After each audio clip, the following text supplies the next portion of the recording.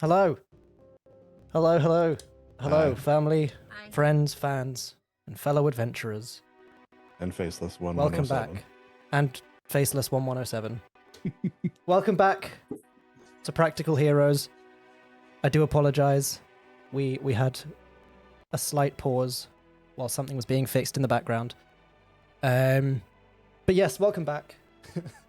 Campaign 2, Sands of Syldaris, set in our lovely homebrew world of Eroth, where last time you guys held your breath as Linga jolted back from turtle form with an arcane shockwave erupting from her chest.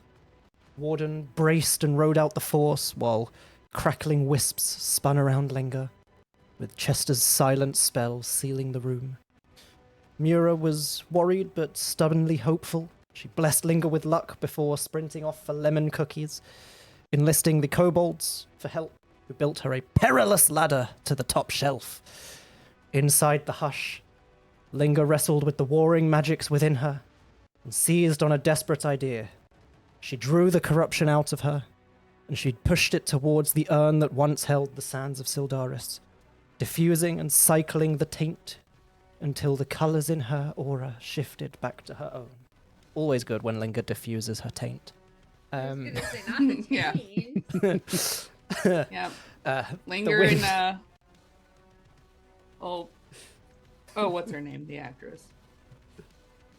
You're Gwyneth thinking of Gwyneth Paltrow. Paltrow There we go. Oh. with the goop. It's Mura's next step after bath bombs, Yeah. to be honest. For The wind died my down. my brain said Gwyneth Paltrow and Gwen Stefani at the same time, and I was like, "Damn it, brain!" Gwyneth Stefani, yeah.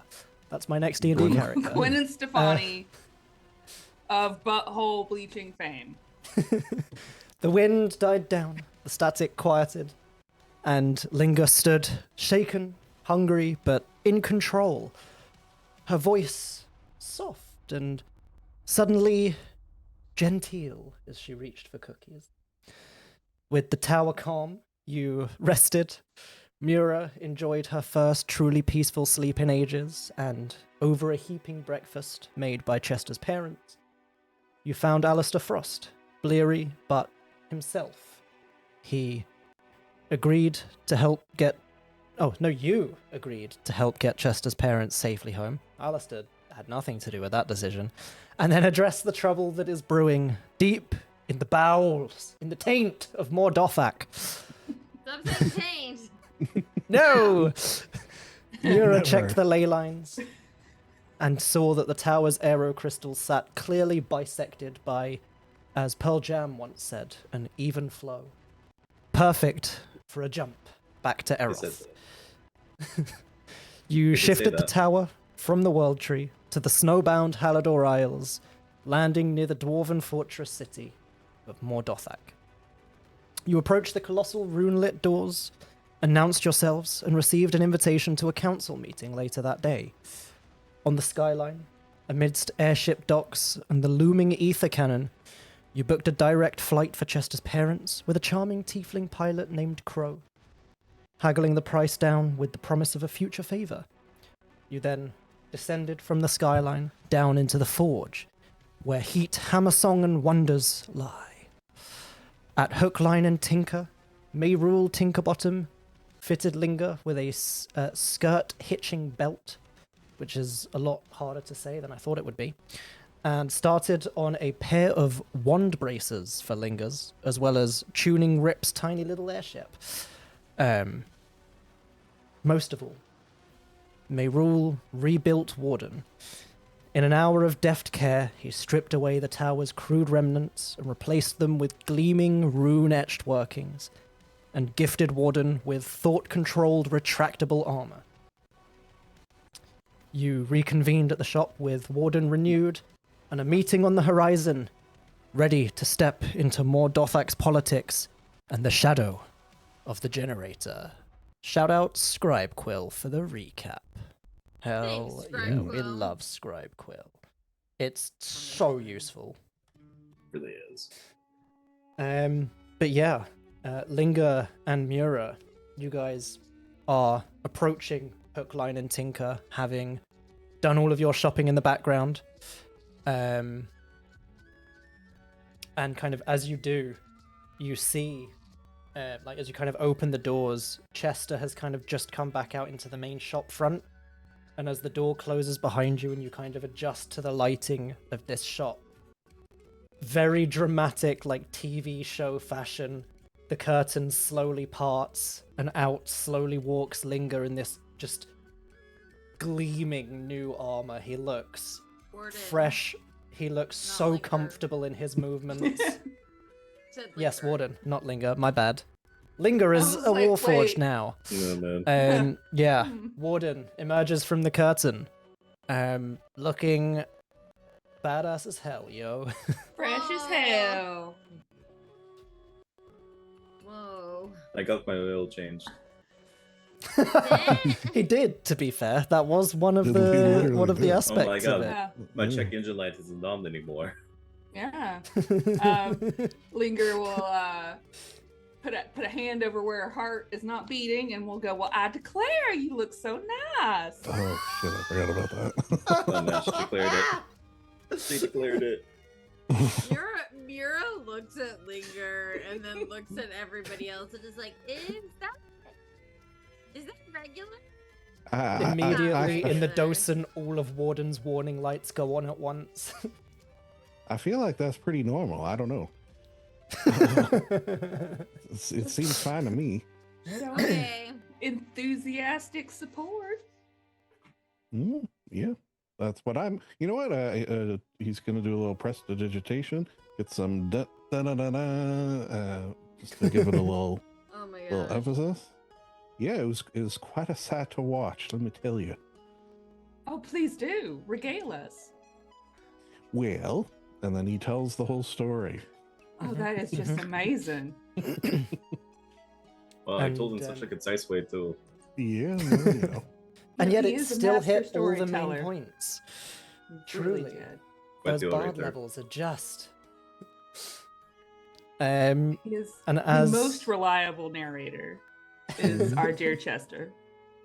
yes, as Chester is finishing up telling you everything that had happened, you see Mayrule also kind of emerges from that curtain at the back of the shop, wiping very oily hands with a rag. And he kind of clocks all of you standing there now and perfect timing. And kind of runs back behind the curtain, runs back out again with a box, places it on the counter, and gestures towards Linger for her to open the box. Okay. Linger steps forward and then turns to the camera and says, for Faceless, it was like Top Gear, but for a Warforged. I'm sure you get it. And then turns back to the game. And Ooh, meta. just wanted to just make sure Faceless was able to keep up with this very intricate story. Oh, wonderful. You have to be the most efficient crafter I've come across to have completed all this beautiful work on our warden, and also complete this as well. She'll, I guess, open the box. Are we opening the box now? Is it openable? Yeah, you can do if you want. He just kind of Yeah. like leans Much on like the counter. Lindsay, we like to open shit right away. Leans on the counter and just like, well, I am very well known for being one of the most efficient, and the money certainly helps. I did bump the price up slightly, but that's the expedite fee, and you got a discount anyway. So you got a discount on the expedite fee. The expedite fee helps me get it done quicker. Plus, I found out you're the ones who helped get rid of the tower. You're clearly on some important business. So anything I can do to help, I will. And as you open the box, it's such like an obnoxious box. It's like a proper big like walnut pure wood with like a big brass Is it like Tiffany flip- blue? Because that's important to me. Yes. Okay. Like a flip lock on the front as well. So you flick the clasps up, you open it, it's got just the perfect amount of resistance in the hinges. As you open it, there is a light that just comes on in the inside, and you see What's in resting the on like a box?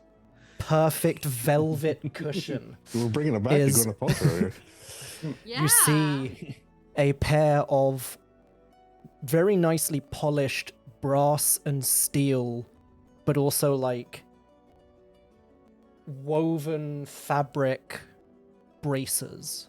It is Ooh. like, it's just such like a perfect image of what arcanomechanics means. It's just right in front of you. Is if someone was to say, take magic and steampunk and smush them together, that is exactly what the braces look like. They are almost like humming with restrained power. You can see they're engraved with runic filigree. They've got like interwoven channels that has like the energy that you see blasting out of ether cannons just pulsing through these like tubes almost. And as you kind of like pick the braces up to look at them, you see each one has 3 spring-loaded chambers, which are marked with a glowing sigil that kind of corresponds to the slot. And Linger, with your kind of knowledge of magic, kind of looking at the sigil, just looking at it as it is now on the bracer, they're just kind of like 1, 2, 3.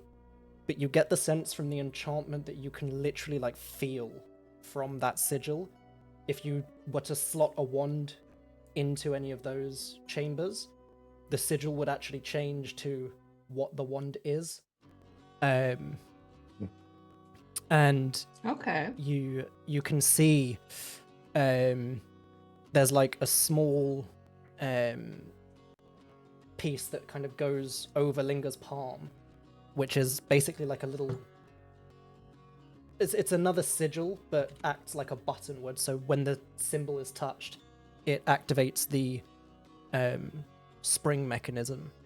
And you can kind of see it now anyway, because the slides are in there even without the wands, and you kind of, as you press the symbol, you hear like a very faint burst of like, almost that like compressed air burst, as the slide would propel a wand directly into your hand with a very satisfying click, and then like a small hiss of venting steam from the top of the bracer. Very cool. It is in your character sheet with everything you need to know. Excellent.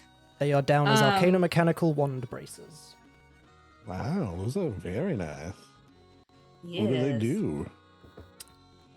Exactly what she asked them to do. They'll launch wands into her hands. Yes. But for the stream, So- bonus action launches a wand into her hand. Yeah. And it has a bunch of other hidden effects that she can reveal when she wants. Ooh. Also, while we were shopping, Yes. could she have picked up some wand blanks and maybe a little wand? Wand blanks. AKA You know. sticks. Yeah. but like, but you know, they've been like put on a lathe and like carved all pretty and Yeah. Yes. um Yeah, What it's up, not just One Mira Nation? going, hey, look, Linger, a new stick for you. That's what she Mira's does doing. listen. So you know that she She does has have a the few wand of those. bandolier.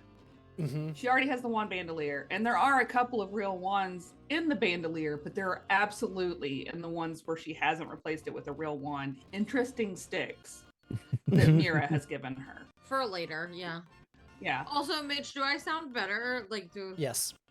Okay. I don't know what I did, but All right. So, I have Wand Maker's Tools in this beautiful toolcraft book by why don't you put your Gandalf? name on? I love these guys, but why isn't their name on the front of the book or the back of the book? Oh my god, guys. I guess we won't know because they don't have the name of their website.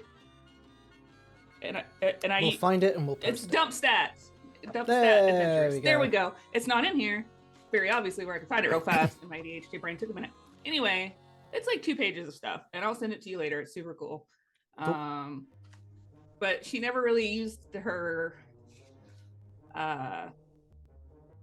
alchemical stuff all that often. She does sometimes, so I don't want to get rid of it, but I'm going to start her working on something that's only 2 pages instead of a 45-page PDF. Yeah? Okay. Appreciated. No, for me, appreciate it. I love know, being able to do for both stuff, of us. but boy, that 25, wow. yeah, it's huge. And I was like, thank you, Mitch, for this. It was very kind, but Dumpstat Adventures. This is a great, cool craft.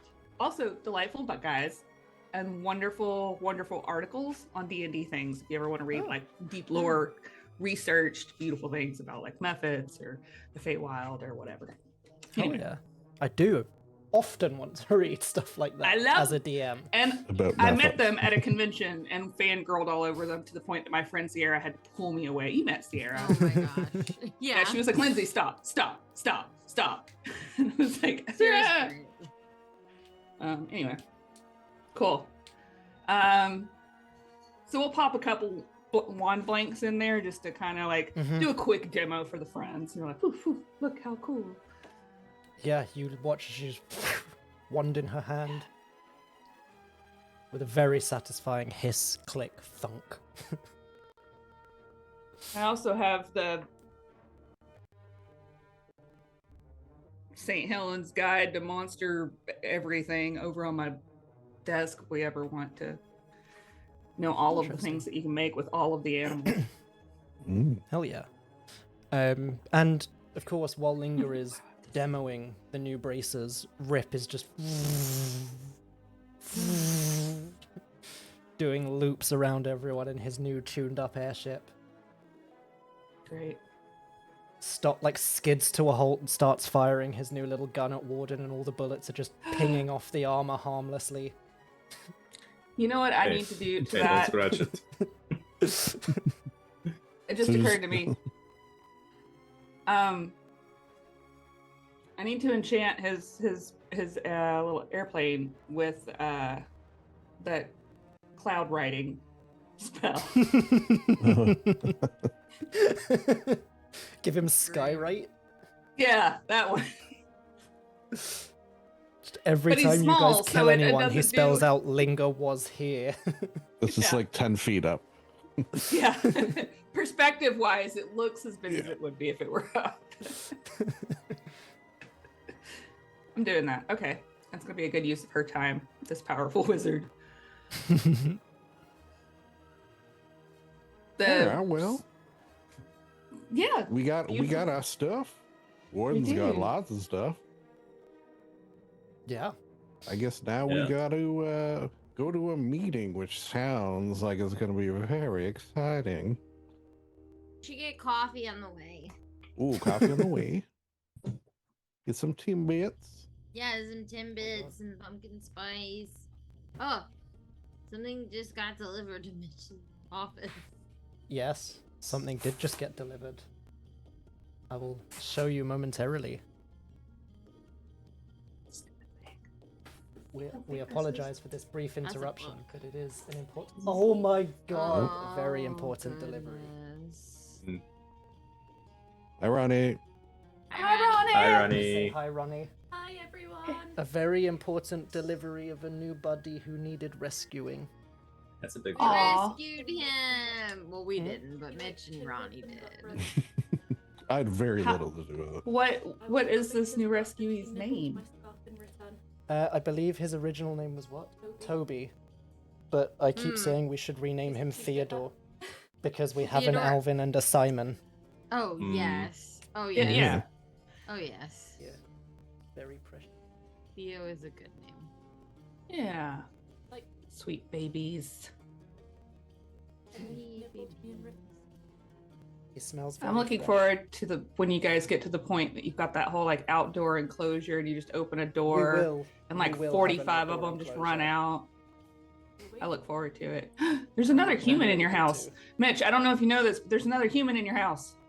Yes. I saw them. Be careful. Wait, besides Ronnie? Yeah. See, there it Oh my goes. gosh, they are again. Yeah, it's all good. Um, We know. We No, it's know. not. No. There's only the two of you in all of England.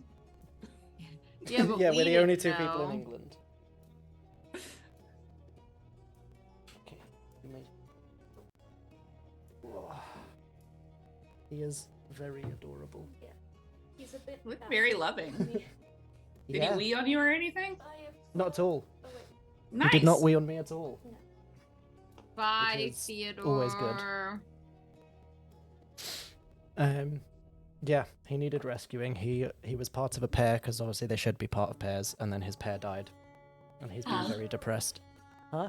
Want to hear their story? Sure, you can tell the story. They came as a Story pair, time. because the previous he's biting my coat. The previous owner couldn't look after both of them because his companion had an eye tumor, and the eye tumor kept getting worse. And then because his immune system was Can't really hear. weak, he got a I'm chest here. infection. They can't hear you. They Lost can't hear audio. me. No sound. Lost Can audio. you hear me now?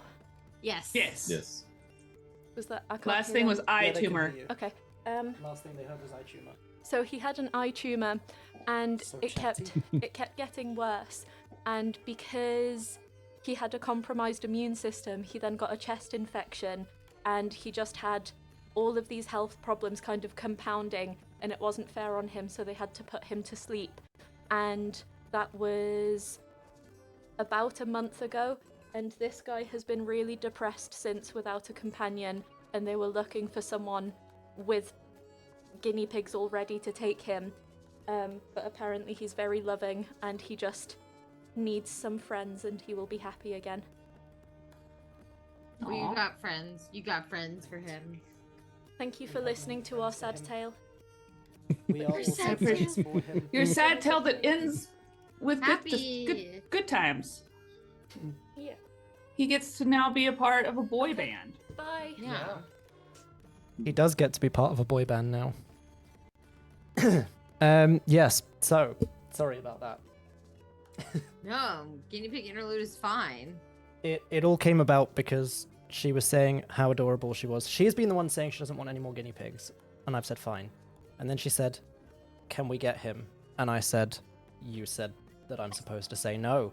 And then she kept talking about how nice he is. And I said, you've bought him already, haven't you? And she went, the guy has already gone to get his stuff. Mm-hmm. I saw the text. I saw the text. Right. D&D. Yeah, we're doing that. Yes. You can head straight to the council meeting if you want. It would basically be like there'd be a small time skip, and then you guys heading to the meeting. Sorry, we have a wasp. Okay, cover it up. Okay. A wasp. Yeah, I don't think. you can continue killing some more time in game, or we can time skip, which I know we do enjoy doing. I mean, I'm fine with time skip.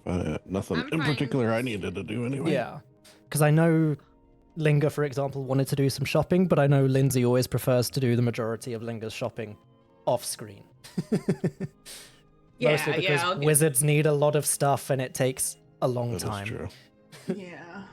And I need to. I just get lists from Lindsay and then her saying, I have deducted 350 gold. Here is the calculation. Are you cool with this? Yep. And that's about it. And I trust Lindsay. Most of the I time. guess be into your the downfall. spreadsheet and everything. Yeah, it's fantastic.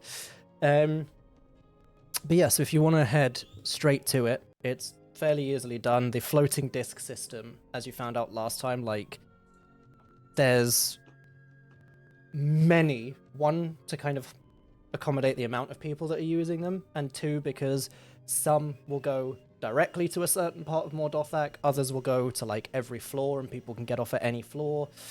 So it's easy enough to kill a bunch more time doing Linga's background shopping, and then head straight for a disc that goes directly up to the council. Yeah. And it carries you all the way up to that level of the city. Unlike the other two that you have stopped off at previously, this one, the floating discs are kind of contained in a large building. And as you kind of step off, there are guards checking people stepping off the discs. They are stopping them as they go to leave and questioning them. And as you guys are heading towards the exit, you see like two of the dwarven guards in the big kind of intricate arcano-mechanical armor that most of the dwarves of Mordothak wear. They go to stop you, and then there's like the brief moment of they scan over everyone in the party, take stock. There's a clear moment of recognition, and they gesture you through without stopping or questioning you. Like word has Whoa. been sent ahead. Abracadabra. Well known. You do get the immediate sense like you told this to those guards when you arrived at Mordothak in the first place, and word has gone around the guards in the city that the party have arrived, they are expected, and they are expected to be attending the council meeting. And you head through this layer of the city. Let me see, do I have a map for the council? On the way, Linger's just going to stop real quick at a shop that she would have already made these arrangements at. So this is just like a real quick, like, hang on, guys, I'll be right back. She pops in, she pops back out in a 3-piece white suit. Wow. That is quite the attire you have chosen for yourself. I don't know whether to feel jealous or, complimented by this change in attire from you. Your fashion sense is just so, it's so polished, and we're going to this meeting with the council, and I just thought, Well, you know what? You do raise a valid point there. I feel like we should look our best, and he sort of gives a little side eye to Muir and Warden. Feels like I feel really underdressed. Okay, I know we're kind of all getting new looks, but this is a little different. Warden just got a new look. He's all Yeah, shiny. Yeah, we're all very shiny now. We're Mira happy. just We're removes the people. top layer of clothing to reveal the next layer that no one's actually ever seen yet. You feel self-conscious. It's therefore a new outfit. It's But now I like this 25 jacket. layers instead of 26.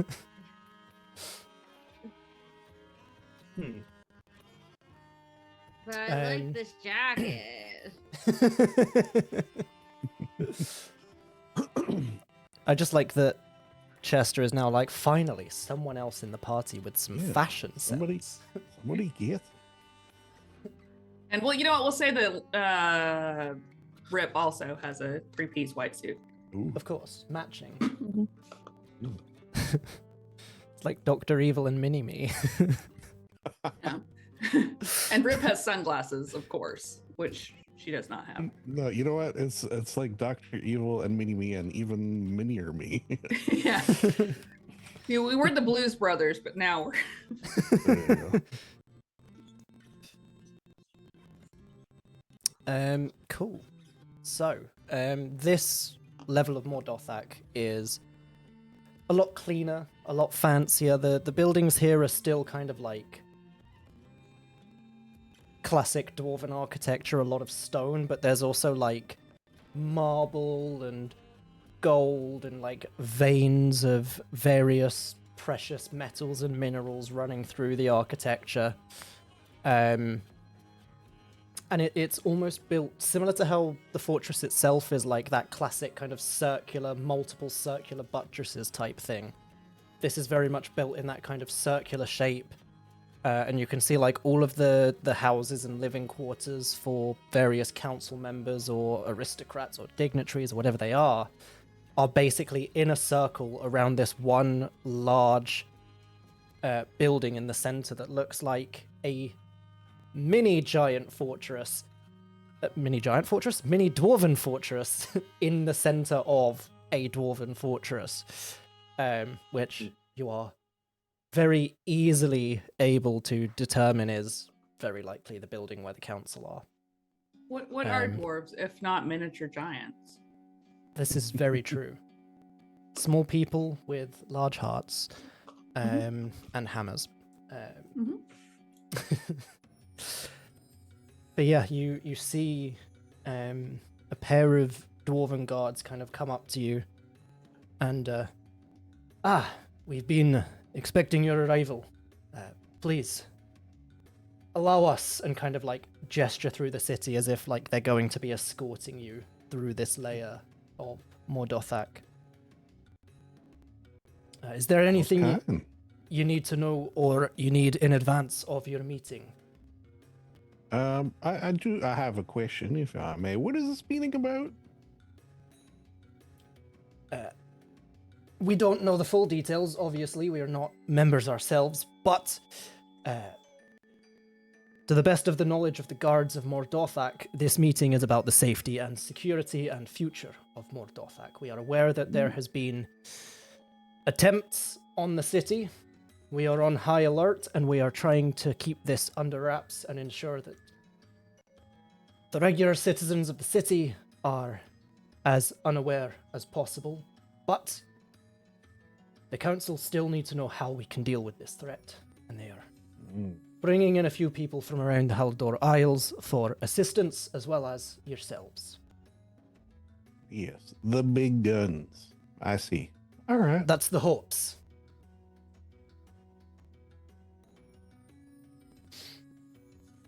And they kind of lead you through, and there's like multiple times where you see like these kind of dignitary dwarves who are a bit too aloof, a bit too full of themselves, start giving like questioning glances, and then they see you're being escorted through and look away, turn away, start kind of like trying to play it off a bit nonchalantly.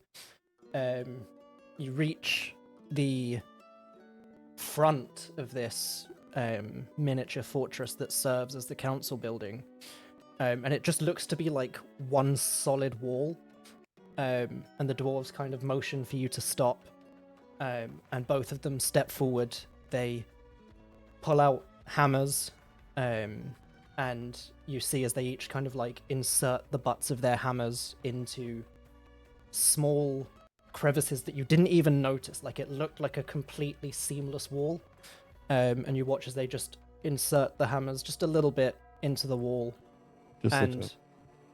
yeah, just the tip, and a seam starts to appear, and it just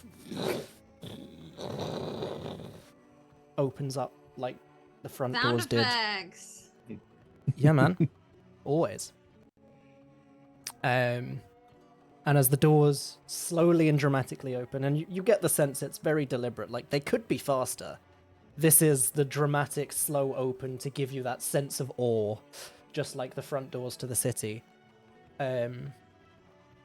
Inside looks fairly simple in the sense that like it's built to be well defensible. If anyone attacks and tries to take the city, anyone important who isn't a fighter can be well protected here.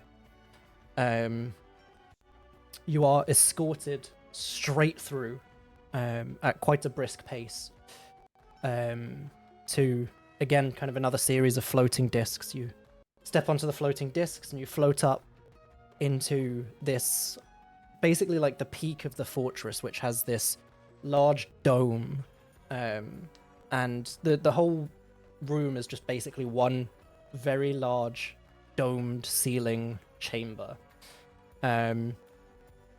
It's pretty simple in here as well. There's a couple of tables with like food, drinks, refreshments, mostly ale. Ooh, Um, snack table. Absolutely. You see there are like various council members in like individual conversations and meetings scattered around the room. It's like the room itself is about 20 feet in diameter. And you can see towards the far end of the room from the floating disc that you've just disembarked from, there is a semicircle of 6 tall, ornate thrones, which 3 of them on the left have 3 dwarves, and 3 of them on the right have 3 gnomes. And you see they are deep in conversation, all 6 of them. Stood in front of them there are others, as mentioned, clearly seem to have been asked along to this council meeting as well. You see, kind of like slightly side on, Maeva Firstbraid, the general, one of the higher up generals in the Mordothak army, the one that you had rescued from the Colosseum, and the one who gave you the tip, and the one who invited you to the meeting. Is very deep in conversation with the three dwarves. You also see standing there, there is from the looks of things, there are two humans, one kind of dressed in like very wizardly robes, and he's, from the looks of things, about 5'9", 5'10", kind of long, jet black hair, kind of hunched over a little bit. Mira, can you give me a perception check? Oh, yeah.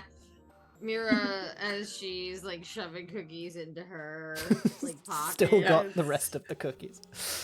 Well, no, she went to the snack bar immediately. The snack table, I see. She's filling up her pockets from the snack bar. 19. 19. In fact, with a 19, I would say, because thinking about it, she met one of them once. She's met the other one a few times. She recognizes two of the people standing there. So the human, the first human with the jet black hair, looks a human? older than when you last met him, but you still have that flash of recognition, especially now your memories are actually coming back to you and staying in your head with the Hag's Curse removed. You do recognize Axiel, the court wizard of Dragon's End, who you met a handful of times during your first adventure. Seal. Okay. You also recognize, stood in between Axiel and the other human, I believe the person that actually introduced you to Axiel, who was a very good friend of Axiel's, and would have been a very good friend of Mura's if she hadn't had to leave. There is a somewhat small halfling in kind of like, it's not quite clothing, it's not quite armor, it's like patchwork combo of the two. But Lindsay, how do we think Mary's looking these days? Oh, geez. All right. She's she's actually looking pretty young still, which is thanks to her her more natural leanings there towards the end. She does have a lot of flame motifs going on in her patchwork clothing. She kind of looks like if she raided a Fala Ladrin's closet. Okay. Yeah, there's actually a little like a little walking piece of charcoal that's kind of tottering around her feet. It's slightly glowing, but not really. You know, he's not flame on currently. He just bumbling around, periodically bumping into stuff, and it catches on fire for a second. And she like waves a hand and puts it out. You know, just cause it looks cool. She's got one silver streak in her hair, like Rogue from the X-Men, who we all know because it's just cool. Or like the Rowan, if you're a fan of Anne McGaffrey. So Rogue, yeah. Yeah. So same thing. Yeah. She just amazing. She just doing her thing. Mira's like, oh my god, I wonder if they recognize me. And like kind of does that thing that you do when you're like, I don't know what to say to people that I haven't seen in a really long time. You just kind of hide behind somebody that's bigger than you, which is almost everybody. Everyone. For her. Yeah. You see as well, to the right of the magnificent Miss Merida Thistlewhip, there is the second human, in robes as well, not quite as wizardly as Axiel. Very like almost brassy looking skin, with these like deep burning brass colored irises. That's his eyes, obviously. He's got similar-ish hair to Axiel, like just kind of long shoulder length, but it's like streaks of brass and gold and bronze. Very much just bringing this like brassy, bronzy motif to just everything he is looking and wearing. With a very, very elegant longsword just kind of hanging from one side. You see they're all kind of like talking to the council, so you have a moment to yourselves, or you can just head straight in, and they don't seem to have taken any notice of you yet, purely because they're deep in conversation. Mira like looks at everyone and is like, if you haven't seen someone in like 50 years, how do you say hi again? You didn't really know each other very well. Like you knew each other, but like you're like acquaintances. Like if I haven't Because seen like a Sam minotaur in chased them away.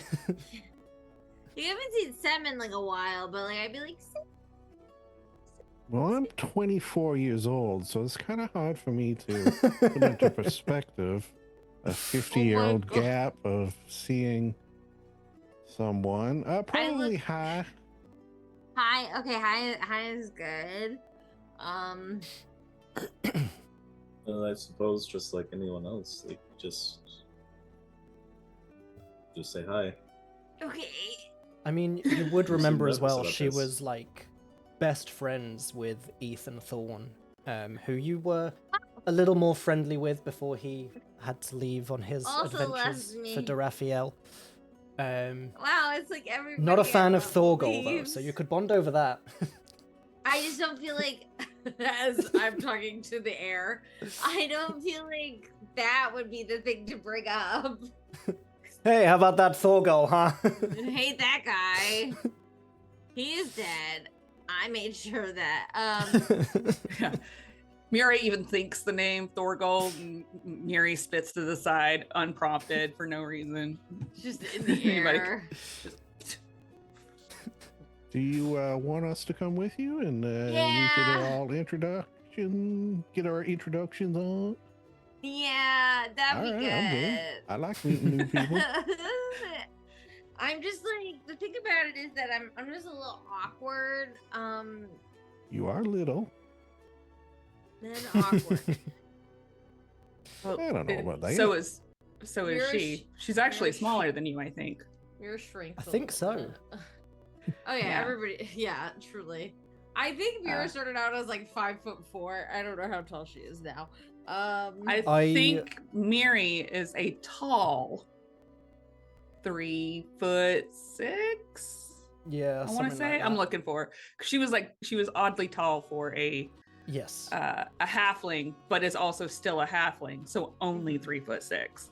I mean, I will never ever be able to forget that image you made for us where it looked like they were all huddling in for a selfie, but in order to do that, you had Mary floating like 4 foot off the ground. Yeah, it's the only way it would work. When it was so tall. uncropped, because you had it cropped to like just their shoulders and heads, so it was fine. But then you were like, "Hey, look how ridiculous uncropped is," and Mary was just floating. Aw. She was But yeah, tiny. As you I guys, don't seem to have her sheet anymore. That's Mira okay. has just like shrunk like somebody who has bad bone density. as you approach the council, the two guards that were escorting you kind of take a step forward before you, and one of them just, if it pleases the council, we have brought Abacadabra at your request. And they kind of Yes. bow, take a step to the side, and gesture for you guys to step forward. The conversation kind of pauses. Everyone turns Oh, Mary to look. applauds. Mary applauds very enthusiastically. Ooh, nice. She's Yeah. like the only one, but she's like, yeah! Rip And she claps waves at with her. She waves at Mira Everyone's very back. enthusiastically. Way too fast. Mira's we'll like call him, hiding 'cause I don't behind remember his Chester's name. legs. We'll call him Biba because I don't remember what his name was, but the little ember Mm-hmm. guy that's bopping around, he waves enthusiastically too. She uses Love both it. hands because two people are waving at her. That makes sense. Checks out. Logic. Yeah. Um, Like, I always Warden back just, and like- both. Warren just looks over to Yeah. Mira like, I think I know which one she knows. I know 3, I know 2 of them. Yeah, you see, as you guys are like, disappeared, Ethan. I know, give me a second. as you're approaching unannounced, Axiel kind of turns to look, does a full-on double take, seeing Mira again, squints hard, seeing that she's not Exactly the aged a same. single day. You see, like, the cogs turning in his head, and he's like, is this the one that was brought to me and they were like, she's 4,000 years old and we don't know how or why? Must be. She And he- waves. Hi! Sees the wave and just kind of, Mura. Yes, Mura. Yeah, It's Axiel! Been some Hi. time. Hello. Hello. Yeah, Hello. You're Yes. looking great. Thank you. I do try. It's the old wizard skincare routine, full of illusions. No! Um, That's so silly. maybe he's born with And- it. Maybe it's illusion. You should That's what I bottle always that say. and sell it. I don't think I physically can. Oh. Good tagline, though. I should put that on my bath bomb. I am selling goop though. That's my new What's business. goop? Oh, you don't want Goop. you don't want any of the goop. I'm telling you, right? You don't want to start on the bath bombs though. That sounds great. Oh, Mira will pull out a couple of bath bombs and hand Boom. one to Mary and hand one to Axiel. And then I'm not the other guys too. Like, she's not gonna leave them high and dry. It's just, Oh, yeah. it's just something I do on the side. I love it. Thank you. She You're goes to try to welcome. eat one, and there's like, oh, that smells like so. Yeah, No, it's okay. So you For put the it in bath. For the bath. Yeah, in the bath. Yeah, as you put it in the It's bath not- and it just okay. So a big bath, little bath. Is it gonna explode? Oh, it's gonna get fizzy. I like Yeah, that. it's gonna get That's fun. fizzy. So That's fun. yeah, it's fun. Mary, Mary's first thought is this blows stuff up, right? Oh, real quick before we finish introductions, we have to, and she like just goes over to Mira and they do the thing, girls that haven't seen each other in forever, like hold hands and squeal and jump. Yeah. That happens. If I attempt that with Stephanie, she will peek, and I will we're peek. not. Yep. We're just we know that it happened,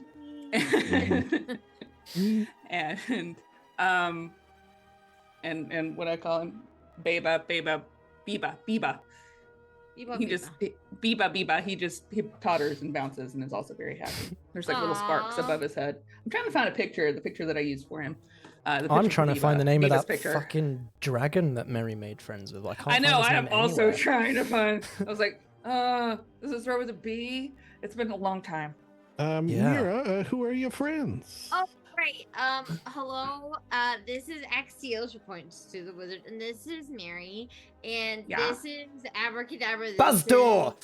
That's his Bazdor, name. This is my Baz- best. This is Bazdor. He's great. He's great, and you're gonna love him. Baz, say hi to my friends. This is the Abracadabra. So this is Chester, Fields, and Linger, and Warden, and we're Abracadabra. It's a pleasure to meet y'all. You have any friends of Mira, past, present, or future? Friends of mine. I knew I them would- a long time ago. I It's would not say been that very- long. Briefly as well, Chester, Axiel, the court wizard of Dragon's End, would definitely be a name you're aware of as someone who lived Oh, from Dragon's Den. on the yeah. Halador Isles. Like, he is court wizard to the ruler of Dragon's End, therefore court wizard to the ruler of the Halador Isles. Whether Chester knows what he looks like or has seen him before, up to you. But like, everyone knows the name and reputation. He's held the post longer than most have. And he is probably, I mean, Chester's a bard. Chester hears all the stories and the songs. He's held this position a long time, and from what you're aware of, a little bit older than most humans should be, but also, like, he's a powerful court wizard, so, like, is that really so surprising? Like, it's eyebrow-raising, but also, like, I guess it kind of checks out, you know? Yeah, Another wizards fun be thing, old. Another fun thing for Chester is Mirada Thistle Whip is from Edgecrop. So Yes. Oh, yeah, born and Wow. raised. on the playground? Is where Yeah. you- Yeah. Then a couple of guys were up to no good. And other things that we never got into. Yes. Never. Never. What yes. what brings you all here? The same thing that brings us, I assume. Yeah, Axel kind of steps forward, very much the like, it's okay. I've dealt with many of these court matters. I know how to discuss these things in a way that the council appreciate. And also, I know what Mary's like, and she might say something she's not supposed to yet. Absolutely, she will. And he we got kind two of of 'em? takes a step forward and we, I presume, much like yourselves, have been asked here on official court business to discuss the ongoing hostilities in and outside of Mordothak and on the Halidor Isles as a whole. Mostly the recent attack on Mordothak, which has been kept under wraps and shared only with trusted advisors such as yourselves and ourselves. And Maeva kind of turns to the council, and these are the adventurers that I told you about that helped me escape from the Colosseum where the chariot was holding me, and contacted me sometime after to assist with the theories we were having about this all being connected to the sun god, and the connection between all of these tarot card entities, as we are slowly discovering. Oh yeah. Mm. We call them the Cardies. Oh, Yeah. You do? Uh-huh. I knew a Cardi, like Cardi B was her name. So Knew you were gonna make that fucking joke. I hate you. I'm ready with Did I a set it up? Cardassian joke if we need it. I don't have any card puns.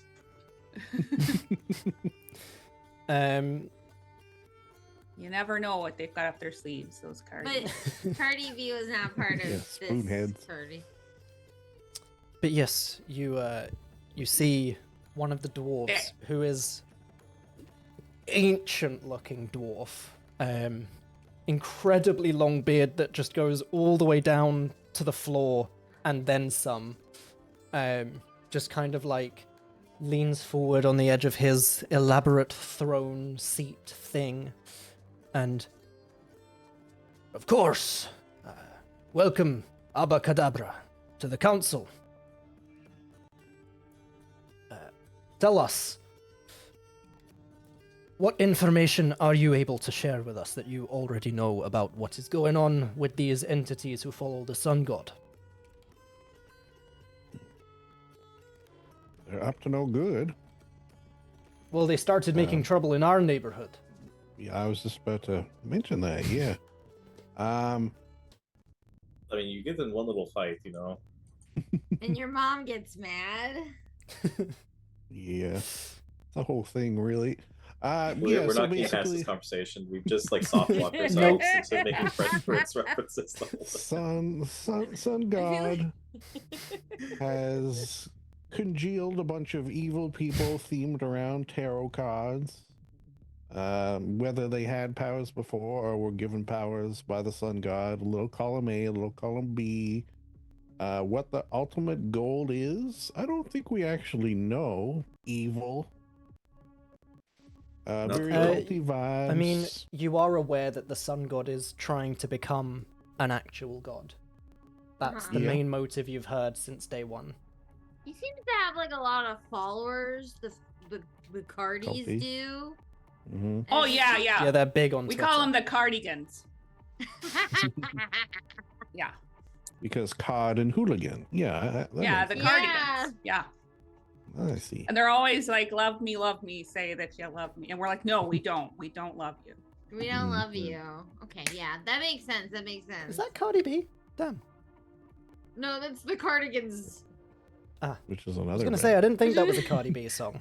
No, Cardi be like whop whop whop. Yeah, that's what I thought. That's what they say when we arrest them. Womp, womp, womp. Well, they arrest them. I haven't arrested anybody. They also Hearing Mary Yes. goes for the kill and only the kill. I'm gonna die. That actually That's killed not me. untrue.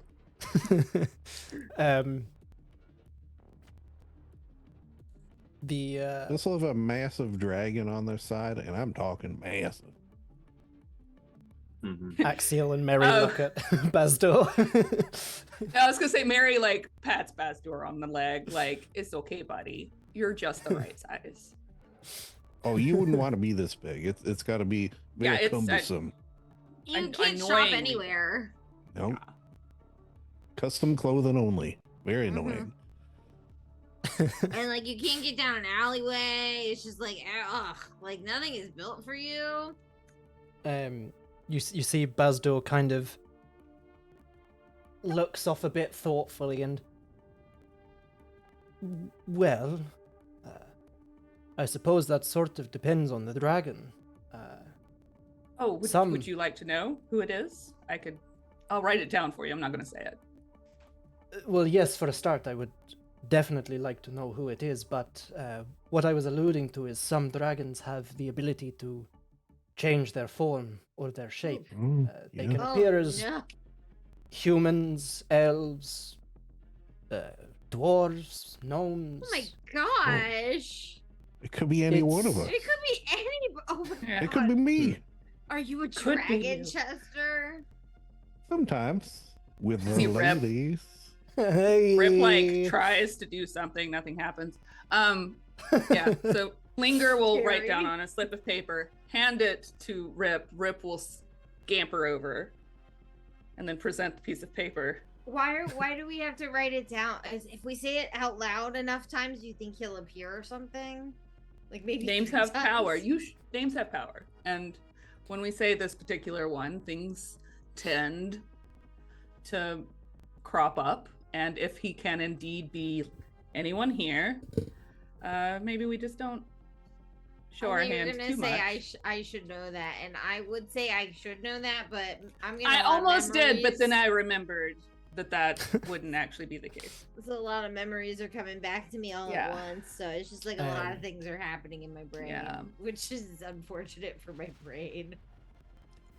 There's Bazdor this kind of- tale about a demon named Beetlejuice, and if you say his I've name, and this is sort of the same situation. So I just Of course. better safe than Um, sorry. Bazdor kind of feels Rip like tugging on the hem of his robe and looks down. Ah, delightful. Takes the piece of paper from him. Bastar's a yeah. dragonborn, right? No, he's Bazdor a is dragon human in disguise. from the looks of things. Oh, okay. All Yeah, right. you're- We're lucky that Miri didn't immediately say that he was what he was. I think it's only years of being friends with him and being like, "Do not." She's like, okay. But yeah, you see he unfolds the small piece of paper.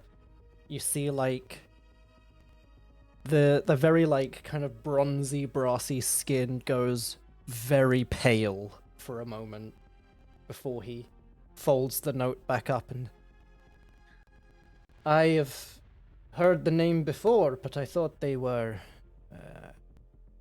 destroyed entirely a long time ago. No, that would be nice, but it is not, in fact, the case. Some things persist, or at least some things can be brought back to a state of persisting, and this Yes. has. There are certain schools of magic that are often left best unexplored, that some unsavory characters, unfortunately, explore. And he shares like a knowing side glance with Axiel. As they're like, oh Wait. man, who would ever play around with dodgy magic, huh? Yeah, Linga's like, well, only if it's done improperly. And like the entire time as well that Bazdor has been talking, Axiel has been giving Linga the, wait a minute, there's something going on here that I'm picking up. Yeah, I mean, she's Just like- absolutely, she's in her 3-piece suit, but she's still got Yeah. like her wands everywhere, her Yeah, book and, on like, her there's- hip. Like, there's no if mistaking. someone is in tune with these sorts of things like Linga is, and Linga's picking up similar from Axiel as well, like if you're in tune with these things and also you know you're going into an important meeting and therefore looking out for these things just in case something happens, like it's very much that anime moment where like Linga and Axiel look at each other and there's just like auras glowing around them that they both see and only they see. And they're like, ha! The heresy person could be any one of the people in this room. There's like an aura image of Syldaris behind Linger, and he kind of does that like, Oh my god, it's her Come at stand! It's her... Lindsay made a JoJo reference and she doesn't even know what that is. yeah. Look, That's because everything is a JoJo reference.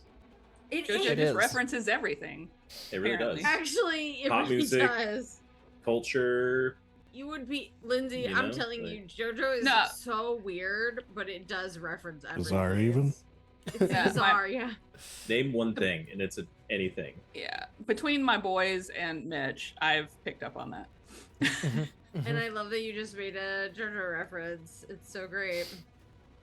But yeah, the council member that's been kind of talking to you so far, the older one that seems to be a little bit more in charge, at the very least of this part, kind of sits back in his seat a little further. Very well. From what we know, they first came to our attention when some of their followers had been spreading around the Halador Isles. They had attacked a few locations and tried to set them on fire in the name of the Sun God. They first attempted to breach Dragishta. Unfortunately, the City of Beasts and its inhabitants proved to be a bit more of a challenge than they were expecting for what is effectively quite a small town. Chester, you would know, that town is very famously when the Minotaur tribes split many, many hundreds of years ago. One stayed in Azith and became kind of traveling nomads. One went to Faltis and established Wildthorn and built Faltis up from there. And one of the clans, the Outcasts, came to the Halador Isles and established the City of Beasts, which is where anyone who is shunned or looked down on or has been kicked out of where they once called home can find a home. And as a result, there are a lot of somewhat unsavory characters there, but there are also a lot of massive fucking Minotaurs.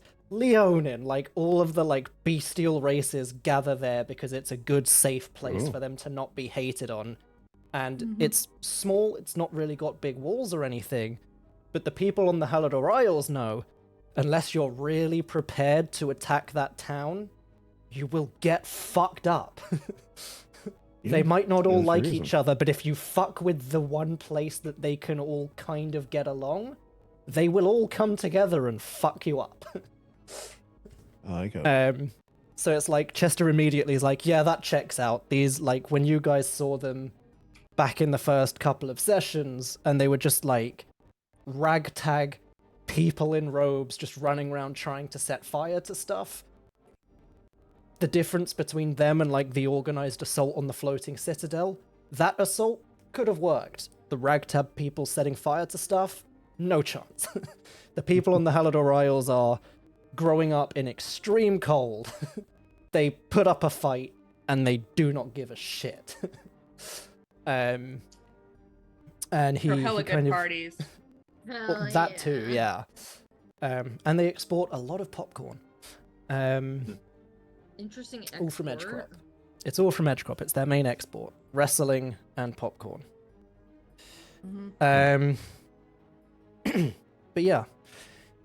We had a few incidents of them attacking some of our towns. They attacked Dragishta, they attacked Frostreach, which again was unsuccessful, but they were able to cause some damage. Then they attempted to attack Mordothak, which did not go well for their original, very unorganized approach. We hadn't heard from them for a while, so we thought that was the end of it. There are a few of them still captive in the cells in Dragon's End, and some of them still captive in the cells here. We continued on from there until suspicious activity started to grow again. We weren't sure what was happening, or when it would happen, or what was coming. Maeva, and he kind of gestures to Maeva Firstbraid, had been looking into it on behalf of the council, as one of our higher-ranking generals. Then, Maeva disappeared, and I understand that is when she came into contact with yourselves at this mysterious coliseum that she had been abducted to. Mm. Just so you know, like, I didn't know if Maven mentioned that, but he was there. I didn't hear that because you peeked. Oh, great. I just heard, I just so said- you know. Just, Ethan Thorne was there, Mary. I don't know if Maeva told you, but he was. He's doing great. He's doing great. Yeah. Oh, it's been a little bit. I never know when he is. Sometimes he pops by and he stays for a bit, and sometimes, it gets. I real never confusing know sometimes. when he is. What a It's such a great- it was good great. phrase Yeah. for Ethan Thorne, the time thief. Yeah. 11 out of 10. You know what? Fucking Lindsay, take an inspiration. I'm feeling Oh, nice. thank you. And I loved that a lot. Wow. But yes, he, I understand, Maeva was assisting you in breaking everyone out of the Colosseum, and you'd shared some intel between yourselves there.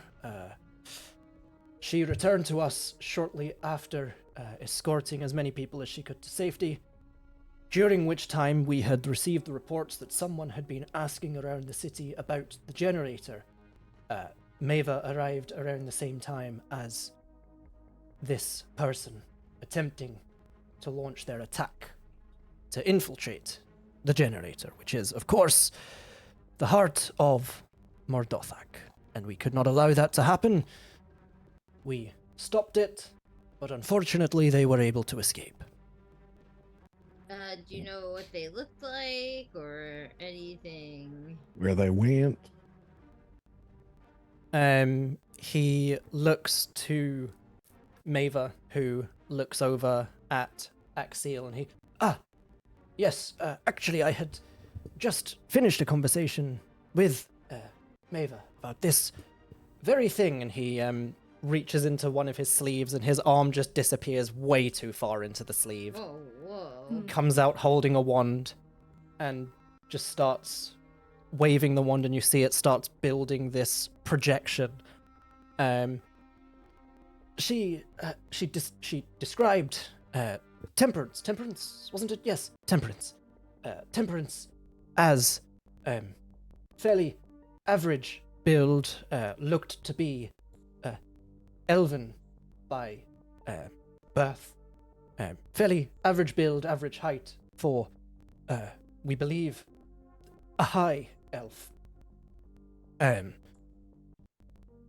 the beginning, when they had first been sighted, there was nothing overly untoward. They were in usual sort of civilian clothing, and you see like the projections wearing just kind of normal traveler's leathers, like you wouldn't think twice. But as I understand, when their attack on the generator was stopped, it was very much a different scene. Sort of more battle ready. Just sort of, and Maeva kind of steps in like, oh my god, dude, like floundering so hard.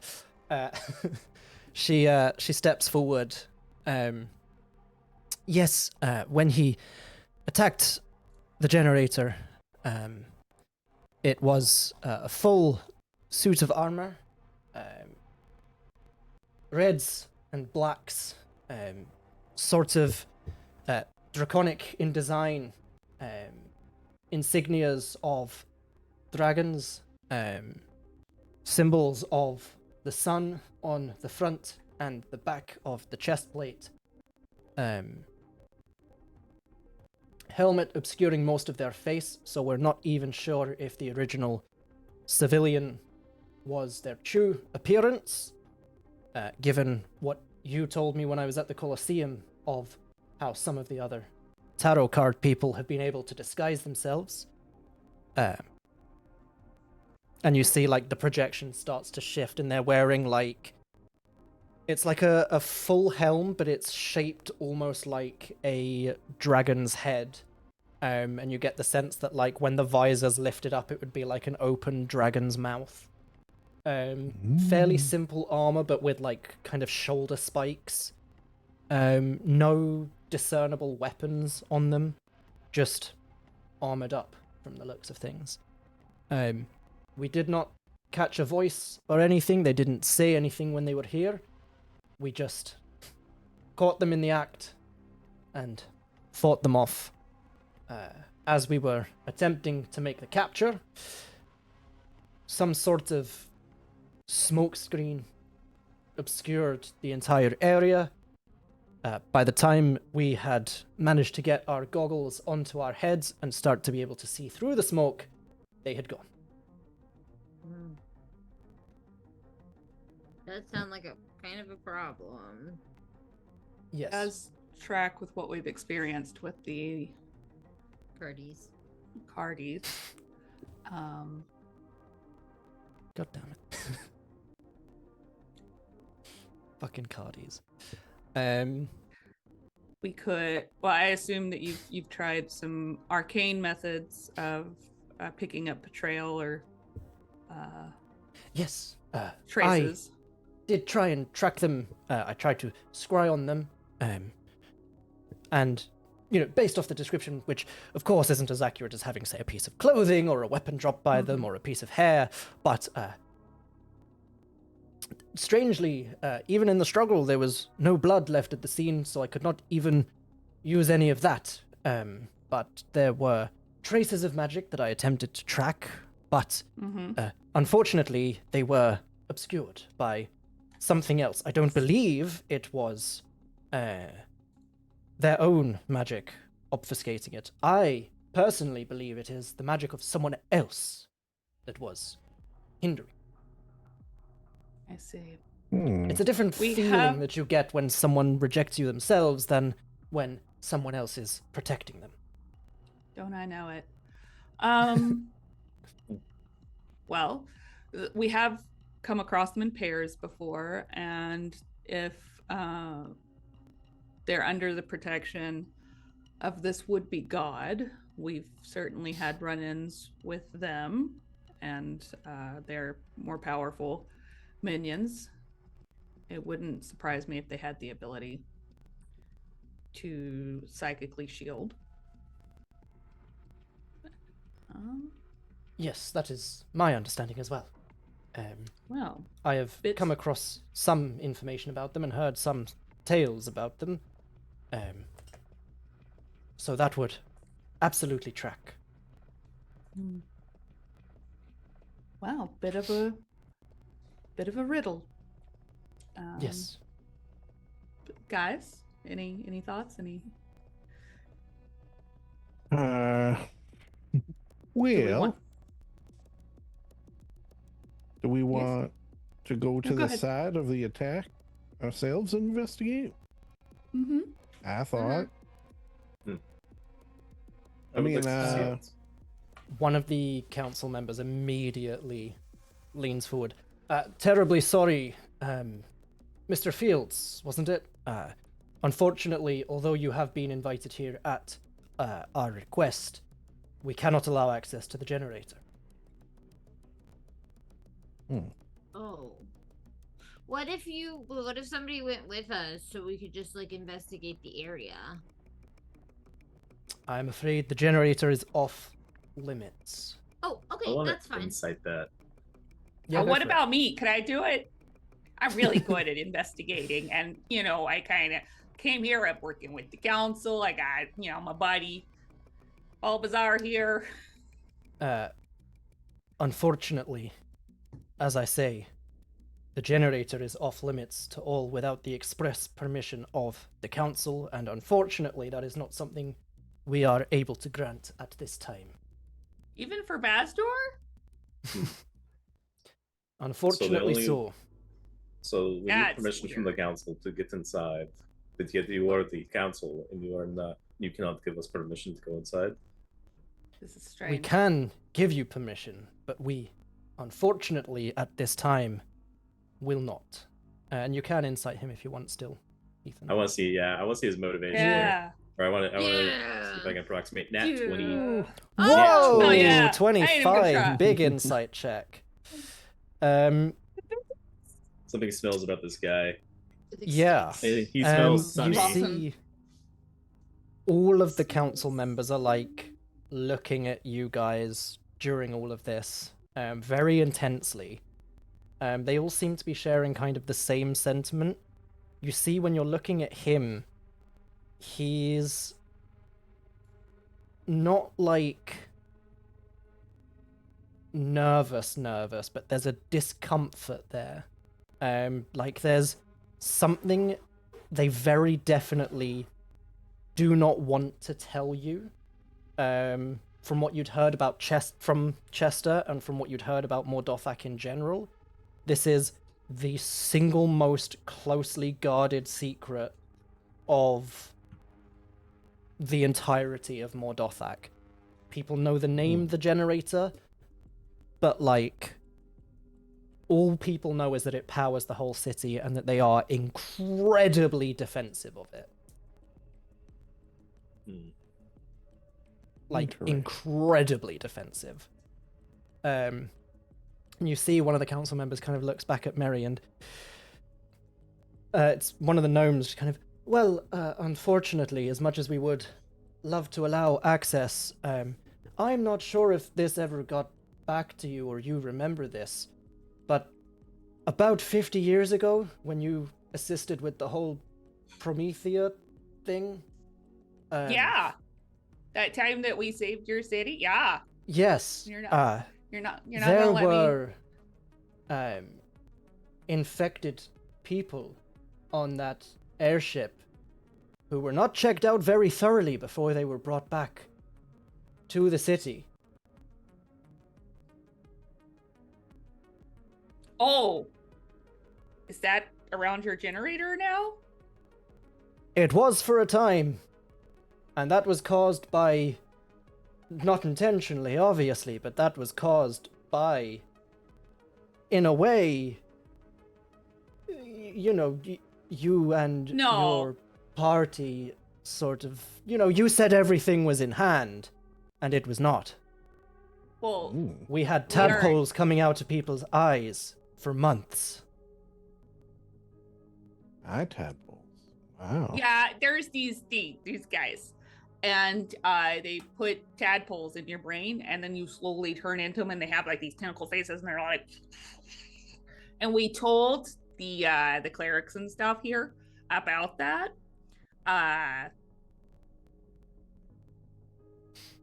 think we also had to continue on to see, save the world. As we do. She looks at Mira, as we do. We had to Bazdor is just stood next to Mary with his arms folded and just a really wry smile on his face. Like, he knows what's happening. He knows you don't fuck with Mary on this stuff. Well, listen. Try and blame it on her. So I'm sorry that your infrastructure can't support good medical care. Maybe that's something you should work on as a council. Which also kind of tells me that maybe as a council, you're not necessarily the most effective. So you should really just let me go check the generator now. I don't even know the mechanics part of it. I don't care. I want to look for clues. You know, the clues of the person who tried to destroy your city? You know, that guy? I want to do that. Give me a persuasion check. How? I don't have her stats. Oh yeah, that's true. like Fuck. Hold on. she's a level I must 20 have a druid backup of cleric- her or- somewhere. Druid. You can do it. ranger. I was gonna say you can do it with Linga's stuff, but I don't know if you want to do it with Linga's stuff. Well, her I'm persuasion certain is I have a 10. copy of Mary. Oh yeah, that's don't know true. why I deleted You it. got the throne card.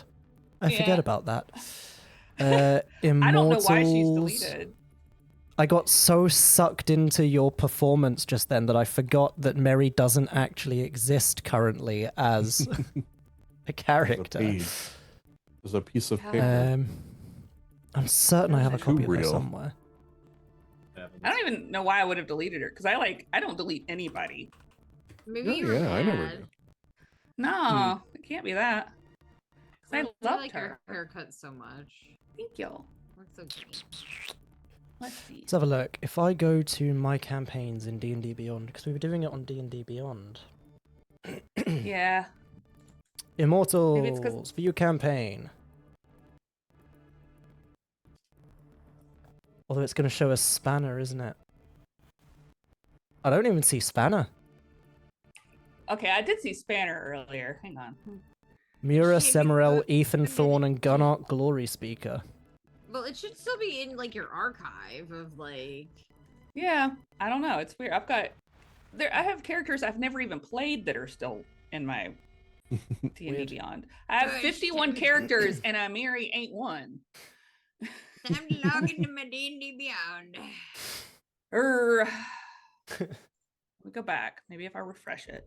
Well, I haven't logged into the D&D Beyond in eons. Got Agave, Dude, Same. Rush, Arnie, Go Thump, Spanner, Vanya, Linger, Ronnie and I were Side, talking Rebel, about Jasper. Arnie Go Thump earlier today. Oh my god, I loved her. She was fun. Every time I see a particular sign. I just checked and I have 118 married characters. Damn. Well, I switched between D&D I mean- Beyond and Dice Cloud, and then now I do most of my roleplay in a server that doesn't have mechanics, so I don't need. Mm. I'm happy for you to use Linga's Ooh, stats if you want, You just to got make them life easy. from when she was a druid, because she couldn't be a cleric because we had 800 clerics. Yeah, that was a time. That was certainly. But a it was time. fun That though was, because she um, switched to the wildfire druid because Yeah. we learned that the fire god guy Mhm, was in love mhm. with the nature lady, and so Mhm. Miri was like, Honestly, "I'll just one be of a my fire favorite nature parts of my lady. lore.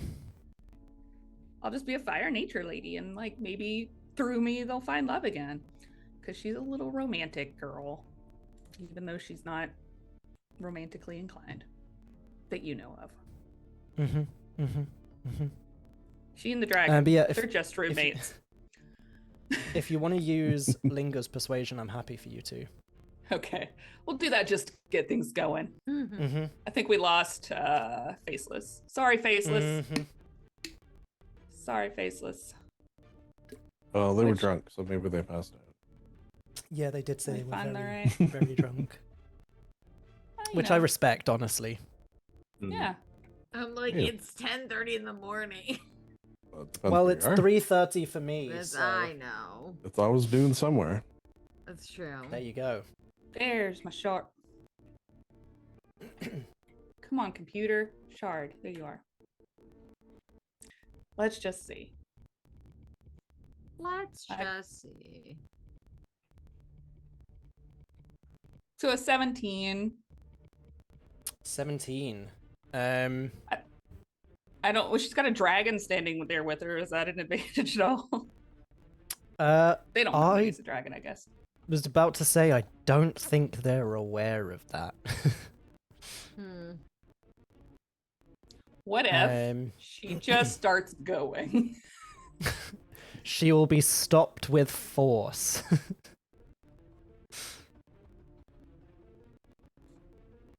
I cannot find. Listen, I'm just Mary saying it anywhere. doesn't make any sense if you want us to find the person that tried to blow up your city while you're keeping us from going to the place that they last were. You can see how this is counterproductive, and just wait until the common people find out. And she looks at you guys like, you know what I'm saying? If the general populace were to find out that they were blockading any attempt to find out who tried to damage their city that they don't even know had been under attack. But what if they did find out? And that there was a blockade to stop the investigation. And like, Just what is your saying. suggestion that we do if we do not do the most logical course of action? What is the second most logical, which is not as logical, and that's kind of dumb. Also, we may or may not have someone who can skywrite. I'm not saying the public would see the skywriting. It might be kind of small, but... Oh, I could do skywrite. Oh, well, isn't that interesting? Yeah, wouldn't it be a shame? Are you threatening Or you us? could just let me... No, I'm just saying this doesn't make any sense. Make it make sense. Yes, I don't make see it make... why you couldn't go with us. Like, Yeah, you just have walk. a- You can hold my hand. Yeah. This person did not make it into the generator. You do not need Just take us access to the generator. You want to take us to where they were. Yeah. That we can allow, but we cannot allow you. Okay, into well, the geez, generator. Crow, you could have just said that like 20 minutes ago, my guy. Oh, told you I don't care about the mechanical wuzzy watsits.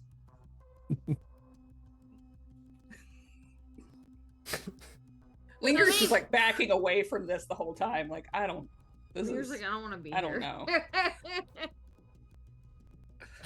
Just to keep up with all of my critters. And I guess Rip and the little freaking charcoal ball are fighting, but like playfully, like cats. Mhm. Yeah.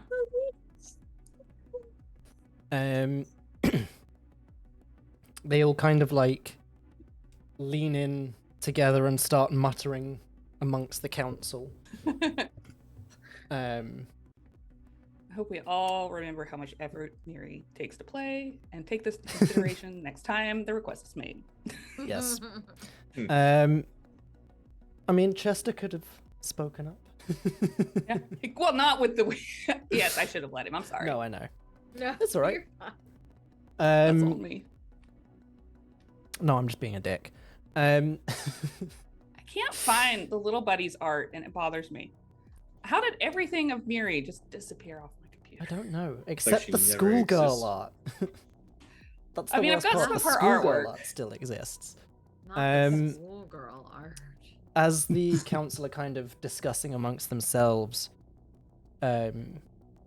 Bazdor kind of takes a step forwards towards Abacadabra and just, so, whilst the council are deliberating amongst themselves, what is everyone's story here? A pleasure to meet you all, by Ooh. the way. Especially if Oh. one of you has had the pleasure of becoming friends with Mary.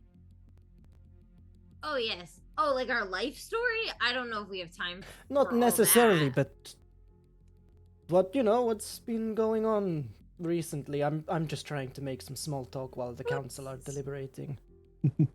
And I'm also genuinely intrigued. Last time I met up with random adventuring parties, we created a whole new spell. I met a really cool guy called Semarel. I don't know if you know him. Do you know? I know of him. Quite a bit of him. And, So great. I met some guy who claimed to be like an ancient long dead entity. So, No. were there any ancient long dead entities amongst your party? Because that seems to be going around recently. No. No, not at all. That guy- Rep that stops guy's fighting and dead. looks over at Linga. Nope. That guy's dead. by the We don't way. have any of Good. those with us. Yeah, well, no, I think we would probably know if we did, right? Uh-huh. We Well, certainly I would hope so. She like pushes her book, like the holster, like arranges the whole thing so that it shifts behind her more. She's like, not a one. Rip, come here. And Basdor kind of leans in and goes, "Look, if it's any consolation and it helps you with opening up about some of your own He things, cast silence. I'm secretly a dragon." Ooh. And like as he leans in, you see like the pupils are slitted serpentine pupils, and it very much Wow. starts to explain the like brassy bronze-colored skin, and they're like, "Ha, dragons can look like people." Oh. Do you all still have some outward indicators, such as your skin tone and sparkly eyes? It generally depends on the dragon and how they wish to make themselves look. For the most part, there will usually be signs. The most common one being the eyes still remain serpentine and draconic. Often with most dragons, yes, the color of the scales transitions over into the color of the skin. It's simply an easy way to mold a new form is out of the existing one.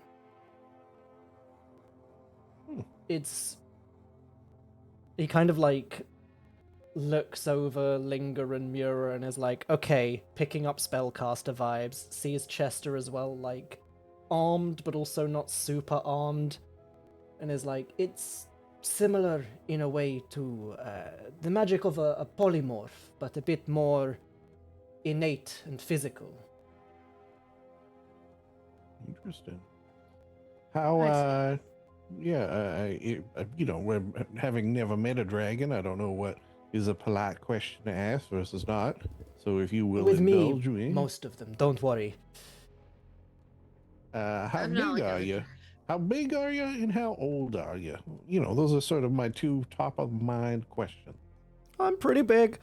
He Finally found him. he well, I suppose by this point I would, if we're going off the classifications from the books that many people have put together on my kind, I suppose I would have to class myself in the upper echelon of adulthood.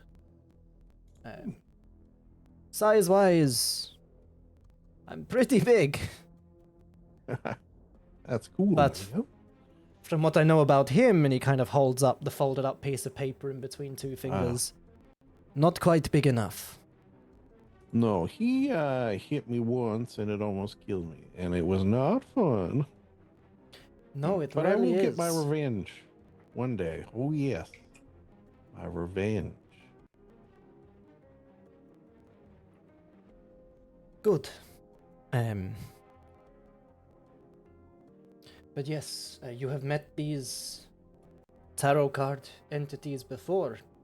Many of them, or just one or two? Oh, many. Yeah, quite a few actually, more than you would think. Really? Less than you'd expect. Axial. Oh, go ahead. No, I was going to say Axial just immediately starts leaning in to listen. Oh, well, there we was missed it. Oh, go ahead. No, you go ahead. the Empress, the the Fool, the Lovers, which is two people and one person. Tower. The Tower, which he was so obvious, it was ridiculous. Yeah, It's all right through his disguises. yeah, we knew him. Everyone. We found him out immediately. They all There roll was insight checks. The Magician.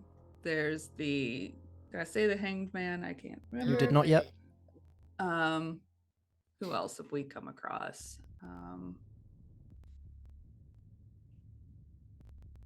I have the Jester's dagger and the Emperor's dagger after we took care of them. So that's kind of fun. Let's see. On the weekends, let's see. Rip took out the 7 of Cups. There was the 3 of Swords.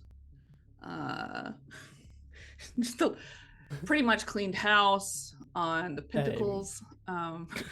You see Axial reaches up and starts like stroking his chin, and immediately like a pair of like pince-nez glasses and a long beard just appear on his face for him to stroke, and he starts like squinting at you through the glasses and interesting, tell me, what sort of abilities did they have?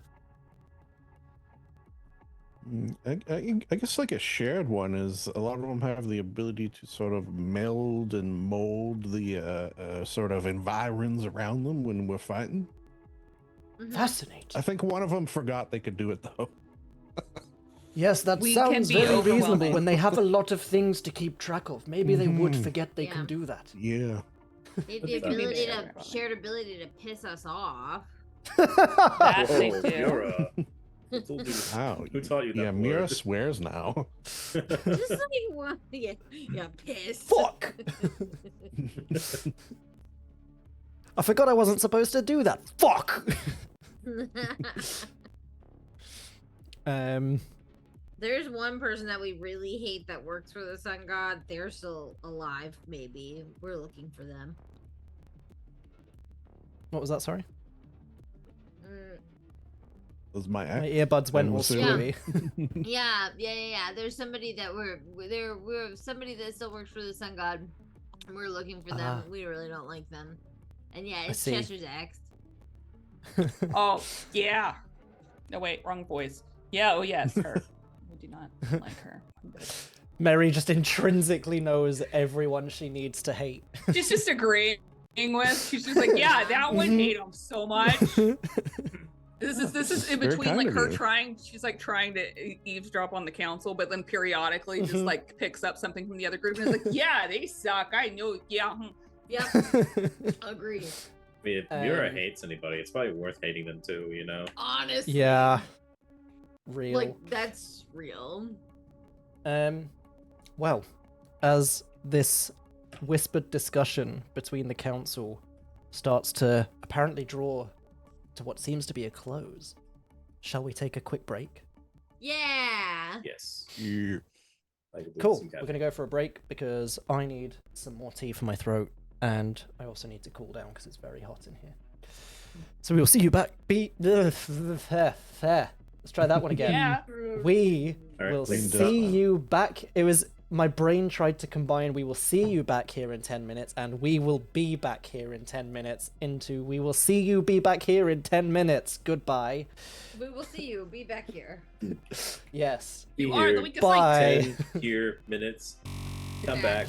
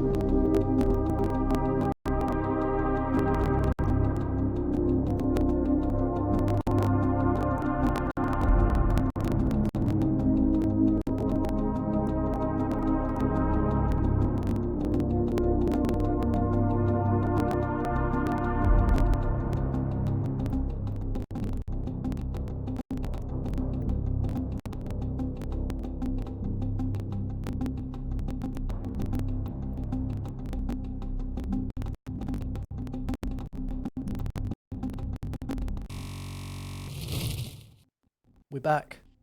What up? Better than ever. So, And we have coffee. Some of us, anyway. yeah. So that's- That's so sweet. Why is it so sweet? As you guys are kind of discussing Is with that a beer? Axiel and Bazdur. No. It's freaking 10 in the morning. No, it's not a beer. Dude, somewhere. Is it the Dr. Pepper? Yeah. Okay. Nice. Sorry. As you're kind of discussing with the other two, you hear the council's discussion kind of starts to draw to a close.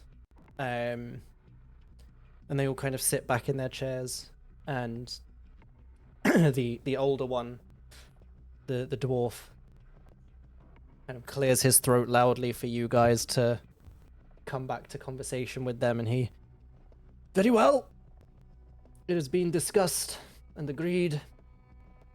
You will be escorted down to the generator by Maeva Firstbraid. She will accompany you at all times. You will not leave her sight, and you can investigate as you see fit so long as you do not step foot inside the generator. Are we clear?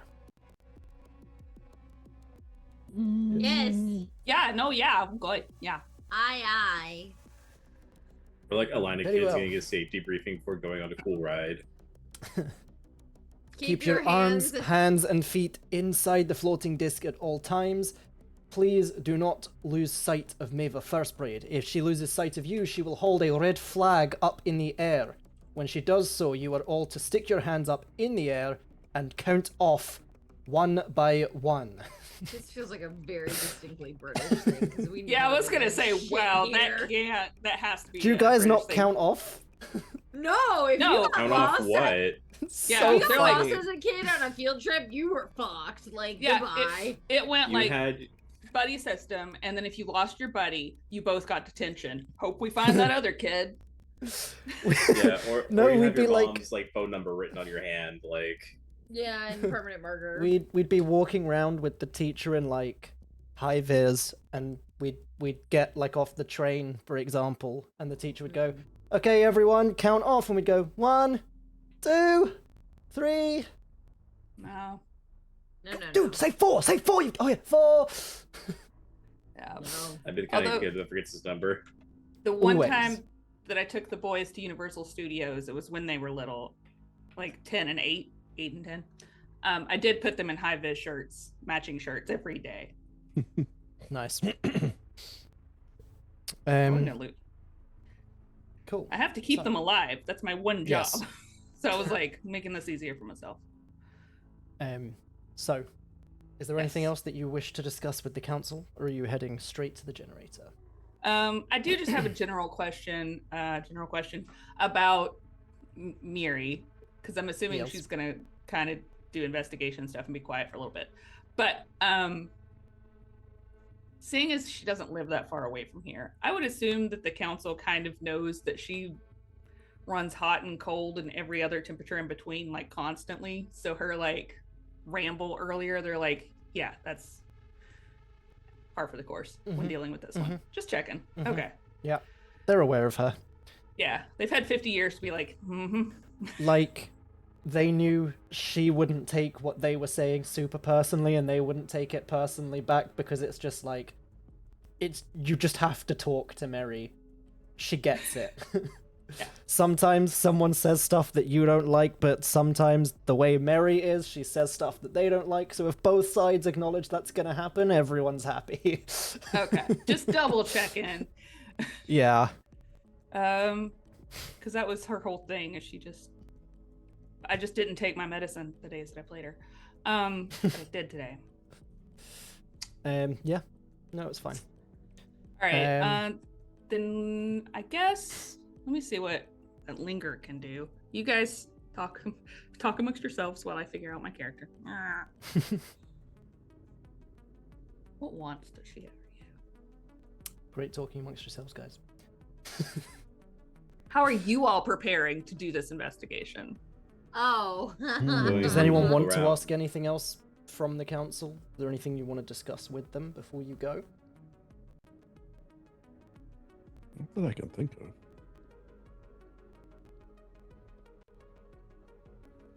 Okay. Anything you want to discuss with Axel or Bazdor before you head down? I want to get investigating. I mean, I'm not good at it, but I want to do it. Fair enough.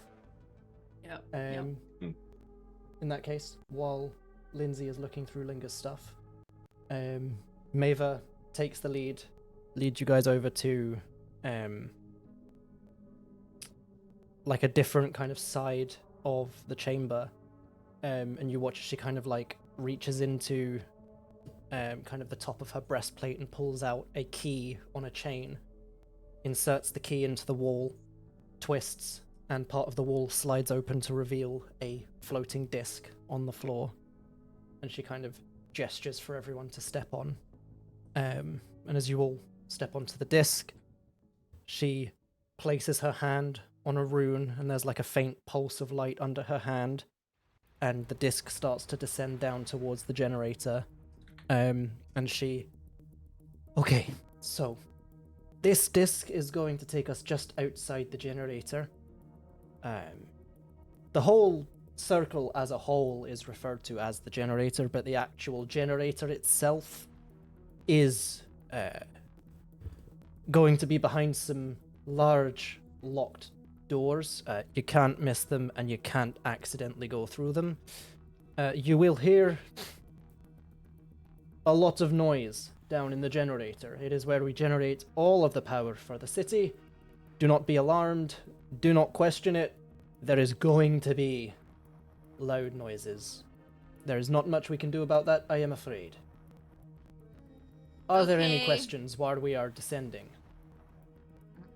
Yeah, one, have you seen this generator in Poison? I am not allowed to answer that question. Why can't you answer that question? Because the generator is one of the most closely guarded secrets of Mordothak. It powers our whole city, it powers most of our technology.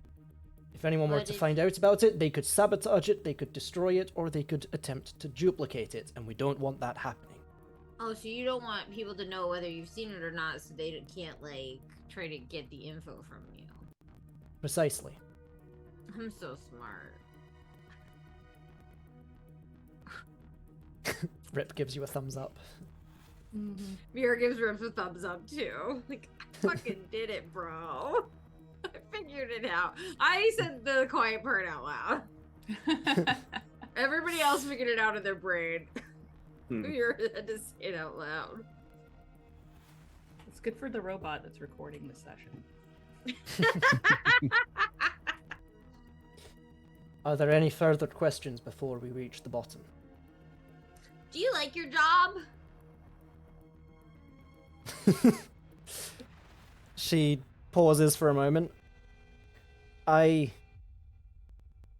don't much like that there is a very real possibility that should something go wrong, I can and will die, but I suppose the same could be said for any citizen of Mordothak, so... Beyond that, yes, I love my job. Oh, okay, like if the threat of death was not real, like related to your job, it would be great, right? I mean, death Precisely, comes for but all of us. As a guard, we have to acknowledge that there is every possibility that we could end up injured or worse at any point in our line of duty. Well, I think you're pretty great.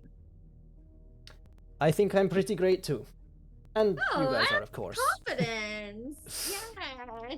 Yes, queen. You guys We helped love save me it. from the Colosseum. You're pretty great too. Oh, Thank we're you. just doing our jobs, which I kind of like our jobs too. The threat of death is very real, though. But not Yes. so much now that Warden has this new armor. She like knocks on his armor a little bit. His arm falls off. Ah. Oh, look Damn out! it, Mira! The glue didn't You're- set yet. Mira picks it up and is like, "Sorry, the resin it's still sticky." The green stuff hasn't hardened. Hold I on, need let more me get the Loctite. I need more Loctite. let me get the UV He's light just a out. human Just- Warhammer mini. Hey, Mitch. Hey, Lindsay. I want to see if I can manipulate magic. Okay. So, Mordothek has all of this arcanomechanics jazz going Yes. on, which, if trying to use detect magic, would create quite the static interference. You would Could- flashbang yourself, yes. Right. Yes. Could linger on this trip down, kind of mull over potentially putting some kind of like detect magic except this kind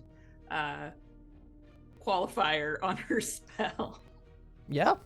Don't see why not. Sweet. So like an arcana I don't see roll why just to... someone couldn't just go, can I use detect magic only for enchantment, for example, and see if enchantment pops up? I don't see any reason why that wouldn't just be All right. doable. So she opens up her Excel and she starts doing like a really long nested if-then statement. Mhm, And then let's see. Oh, only an 11. I don't like that. I'm going to So- use an inspiration. Hold on. What's this you're doing it for? Like, what are you doing detect magic for? Just- Wow. Okay, so that's just to omit the most popular I kind mean, of I'll magic here. Give me that Um, for free. No, That's I want to work easy for to do it. with the spells. Fair enough. So she's just using it kind of like when police go to a crime scene with a black light. hmm She's just looking for traces of anything that doesn't make sense that it would be there. I see. Um, Splatters of transmutation everywhere. right, you don't know. Like it could be. Yeah. Okay. So that's her thought. You know, it maybe Interesting. it's helpful, maybe it's not. But that's So as Linga's a, just as a silently wizard, working she's on kind of that like. As you're yeah. descending. And then I guess Miri will do ye old ranger tracking. hmm Cool. I can't believe I don't have her sheet anymore. It really is It's upsetting. okay. How? So you guys descend down. There is a brief moment where, as you kind of emerge out into this large area, it's like a kind of double chambered area. So you enter into this large dugout chamber, and then in the center there is an equally large chamber, but there's space round the side, about 10 feet all around the side for people to move around the outside of it. As you were descending, immediately kind of one of the first things that you notice is just like the smell of like deep earth, rock, lava, little bit of kind of like smokiness in the air. There is something else like subtle in the background, but you just can't quite put your finger on it. There is almost like deafening silence as you are basically on the first half of this descent down to the floor. Then all of a sudden, there is this eardrum rattling noise from deep inside the heart of the generator. Can everyone give me a perception check? Yeah.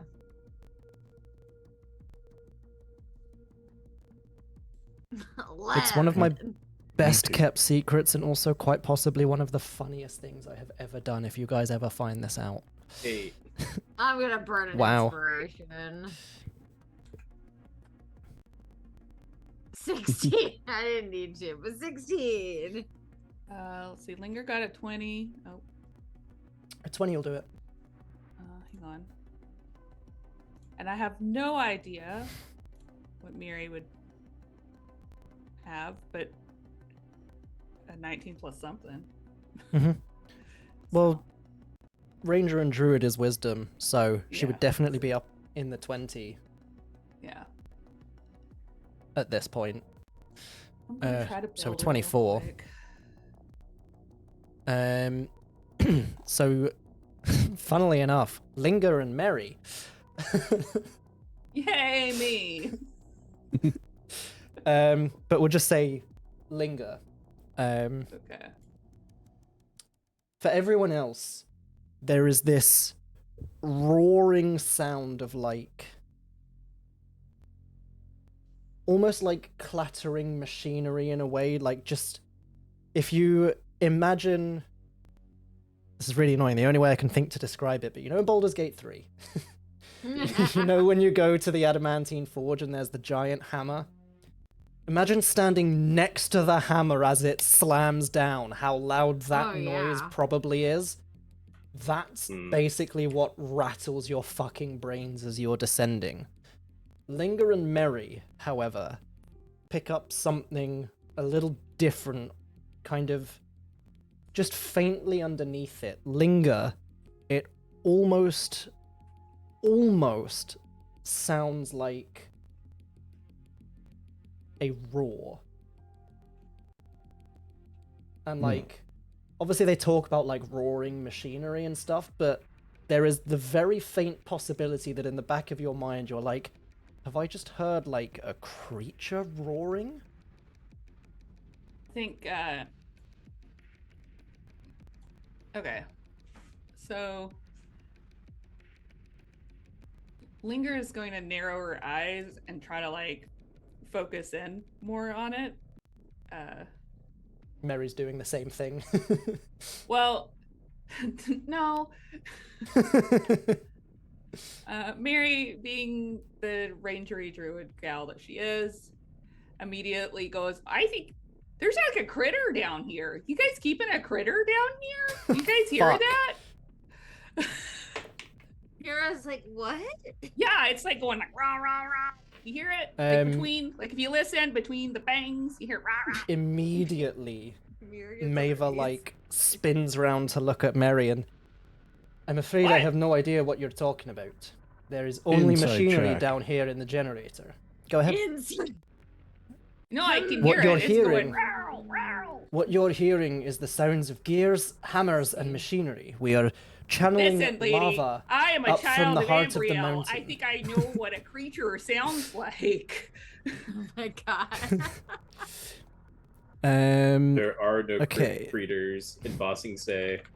So I guess So 15, 16, 21. With a... hold on, let me just do a Oh. flat roll for her. Because I can only have one character open at a time. Yeah, so whatever you want to do with that. And yeah, Cool. Linger is definitely like aghast at how blunt this strange small person is. Kind of used to it from Mura, but it comes in a different way. Yeah, it's a lot bossier and sassier and less Yeah. innocent and more like, no, I know. Anyway. So the insight checks. Warden. I want to say Mary as well. Yeah, I mean, what Um, level do you assume that she is 50 years into this thing? I mean, definitely like a minimum of 18. Okay, I then would yeah. expect. So Lucky I'll for say you guys, she used most of her spell slots this morning fucking with some people before she came over. Maybe unlucky for us, depending on how this Ah. goes. We're gonna have to kill Maeva first spray. so. Warden and Mary. There is blatantly something that she's covering up. Like, it's not like she's like, huh? But it's also very much like, I mean, Warden would probably get it as well as like someone who's been a soldier. Like, orders are orders. She has been ordered. You do not fucking talk about this. This is a closely guarded secret. She's told you guys it's a very closely guarded secret. But Mary and Warden are very clearly able to pick up, like, there's something behind what she's saying, and she's trying to be like, no, what you're hearing is machinery. Shut up! I like you guys. The ones that I've met previously, not the small one that just started shouting at me. And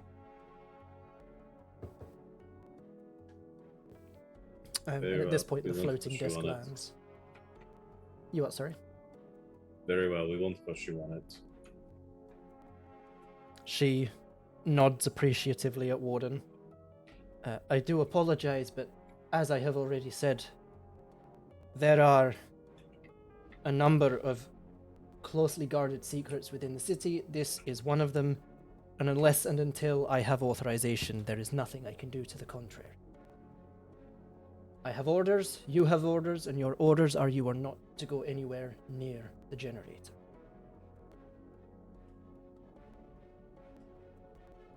Are we on the level yet of the generator? or are we Yes, so still it's descending? literally just touched down on the floor. And how far away is this door that we are not to even look at? About 10 feet. Okay. So we've got Rip. Fuck. And I always forget Rip exists. Unless I'm being unless I'm being dumb and making a joke about him, I forget you can actually use him to do stuff. And then That's more what I mean. So what we need to happen somehow is for Mira to give Rip a fingernail, and then he just needs to like get away long enough to like shunk it under the crack under the door. Just really slide it in there.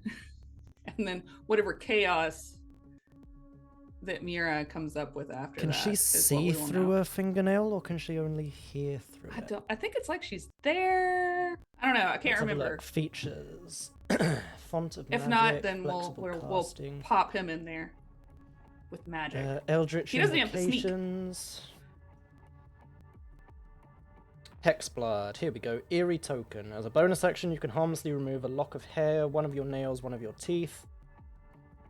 As an action, you can send a telepathic message. If you're within 10 miles of the token, you can enter a trance as an action. The trance lasts for 1 minute, but ends early if you dismiss it or are incapacitated. During this trance, you can see and hear from the token as if you were located where it is. Okay, so here's my proposal. Fuck. We don't do anything right this second, because if we set off an alarm, we're done. On our way out, How are we having this conversation? Would be is Yeah, this an out of character conversation? right now it's an out of character conversation, Alright. and then we can use message to do it in character. Well, my thought with messages, I could try, and it might not do anything. Message the generator on the other side of the door. Well, yeah, we can do that before we do this, but I just don't 'Cause want it to do couldn't that. hurt. I don't want to do Yeah. anything just yet. Yeah, But if that doesn't work, then via magic, we get a fingernail. Rip pops into his little pocket plane, and then we'll spin a spell slot to resummon him in there. You have to be able to see I'm where gonna you're check. sending him. I'm gonna double If check. not, I have a way to get him to the other side of the door. Yeah. But Let it's me. my it's my sort of Alright. one and done thing. So if you have a Alright. way, better. I'm just gonna say that Merida is a mark of hospitality because I don't remember what she was, and I'm gonna flip back to Linger so I can look at my shit. And if anybody else has any other ideas they want to toss in here, please do. Not you though, Mitch.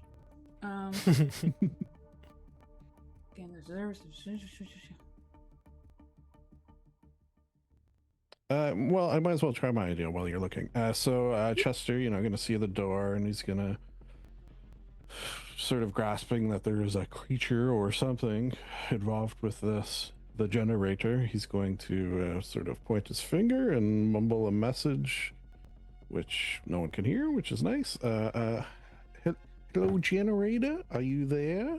It's I, Chesterfield. Give me an Arcana check. Mm-hmm. I want to use my hand too. Yeah. Yeah, I was just gonna do it Well- all on our way out in case we fucked up before we did stuff. Yes, we're not Chester, trapped you in get here no with it. response. Well, I just don't want to set off any alarms or anything. Yeah, that too. If Rip is gonna go in, Mira will like pop off one of her fingernails and hand it to Rip and just be like, just like once you're in, I only she's like whispering, she's holding Rip. I only have 1 minute. Okay? 1 minute. He's struggling like a cat while you're whispering your plan to him. Yeah. It's just appearing in an unoccupied space within range. So it's going to be kind of like as we're leaving, walking past the door, pop, pop. Good. But then when getting him back out, can always summon him back later, I guess. It's fine. We'll blows the doors off and flies out in his plane. Ride of the Valkyries plays. He uses the little ether cannon to make do the using a lightsaber to cut through the. He makes a door perfect shaped cutout for his plane and fits through perfectly. Yeah, but for now, we're acting. Yeah, for now we're acting like none of that's happening. But using message to kind of talk between each other. I don't have message properly, but I've got the hair bow that it gives me the one cantrip 1 time a day.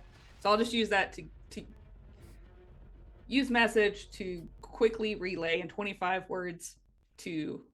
I don't think there's a word limit on message. It's just sending.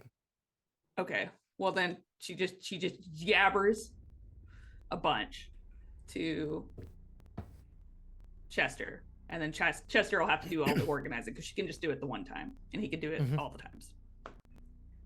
Okay. And then Mirada is just yapping at the general. Maybe even she's just kind of going on about Ambriel. She's not trying to push to get into the room anymore. She's just like, and did you know that actually she and Aaron, they really had this thing going, and like sometimes I think that it really got messed up there, but I have hope. It's only been 50 years, so I got still working. She's just off the rails. Not even trying to distract. It just might be an part of what happens. So you guys have touched down at the generator. You see Axial immediately steps off and just starts wand waving, eyes glowing, similar stuff that you've seen Linger do many times. Bazdor, you can see his eyes are now glowing as well, and he's just kind of keeping a watchful eye over everyone, but also scanning the area. Linger will start doing that too. And then also Mary unleashes the swarm of spiders to look for. Yeah, that happens. They all just the mechanical spiders. You're going to when they were having that conversation, she's gonna remind them that when she uses the hag token, focus on me, that she is not there. So she's just gonna, I think she's gonna be like, can I get the back warden or Chester, someone who can hold me? What would be when we're leaving? So you can get a piggyback ride as we're going up, and then you can be like, my legs are tired, carry me. My legs are tired. Okay, great. Warden's back turns into a saddle. He's like, what the fuck is this happening? Wow. Special request. What do they have time to install this? Sorry, I didn't mean to roll that. Mira what is everyone doing? Mira feels like she needs to wave her hands around a little bit in a magical way since everyone else is. It doesn't do any. Actually, I'll look for ley lines down here. Okay. So Mira's looking for ley lines. Linger's doing detect the thing that we talked filters. about. Yeah. Changing the lenses. What's Warden and Chester doing?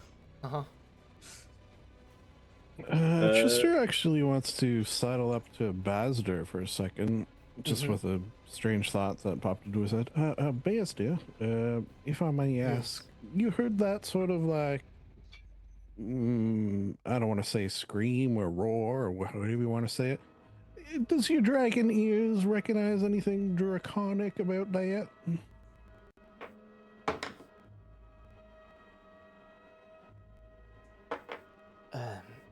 kind of like leans in towards you.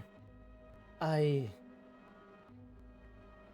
will admit and agree that something didn't quite sound purely mechanical about that.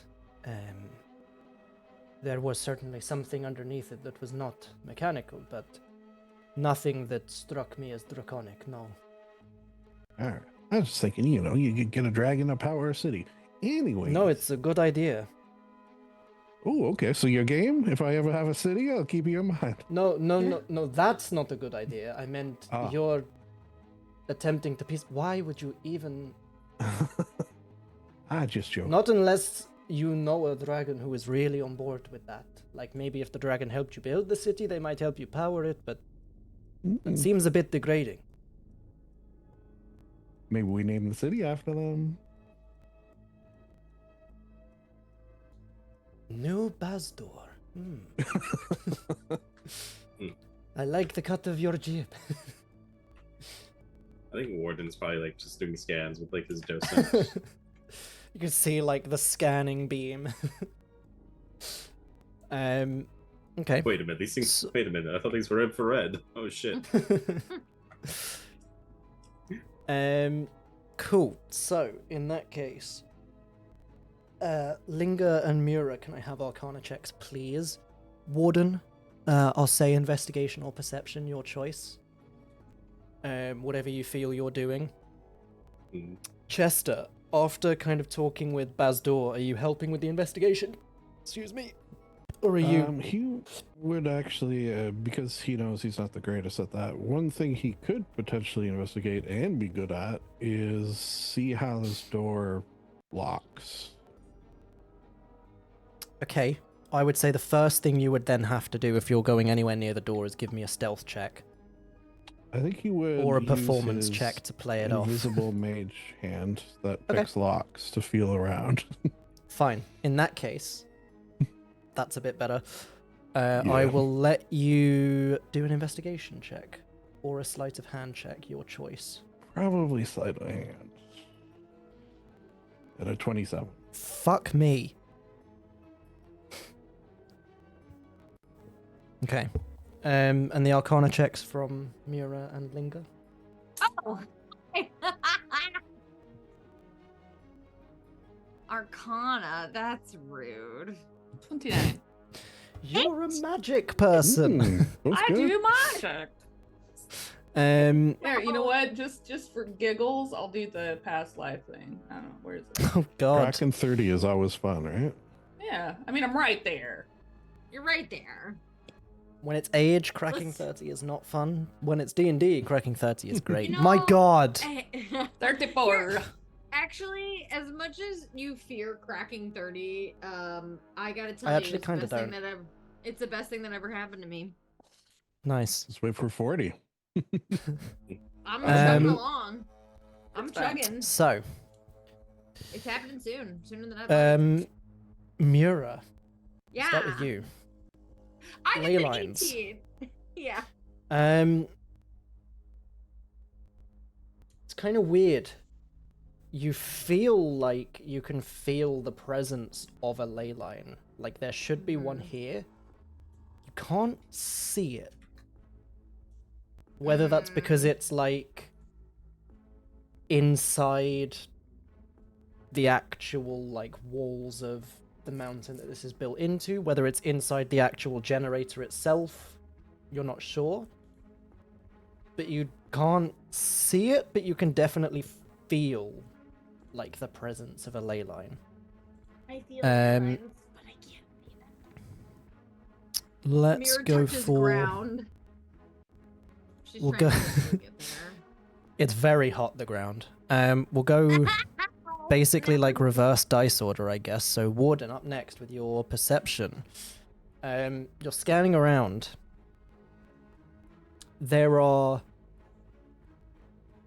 as the council kind of pointed out, there are some, or not the council, sorry, Axial. There are some traces of blood around, but they all Oh. seem to be dwarven. If Temperance was an elf, like they were in their kind of civilian form, they wouldn't have dwarven blood. If they have the ability to change form into a dwarf, maybe they would. But you're definitely picking up like the splatters that are here from the fight. Definitely like dwarf blood and nothing else. I'd say you also pick up, there is like a residue on the ground. And as you kind of like hone in and focus on it a bit, it's on the walls a little bit as well. The smoke that they were talking about that appeared from nowhere, you start to get the sense that maybe it wasn't magical and could have been more like a smoke bomb type thing. Having come across, not necessarily like commonly, but it's a thing people do have in Eroth, so Warden may have come across that sort of thing once or twice, or the tower has like uploaded that sort of information into his memory banks. Like, I'd probably be able to infer that it was like a physical smoke bomb, because magical ones don't typically leave like a residue.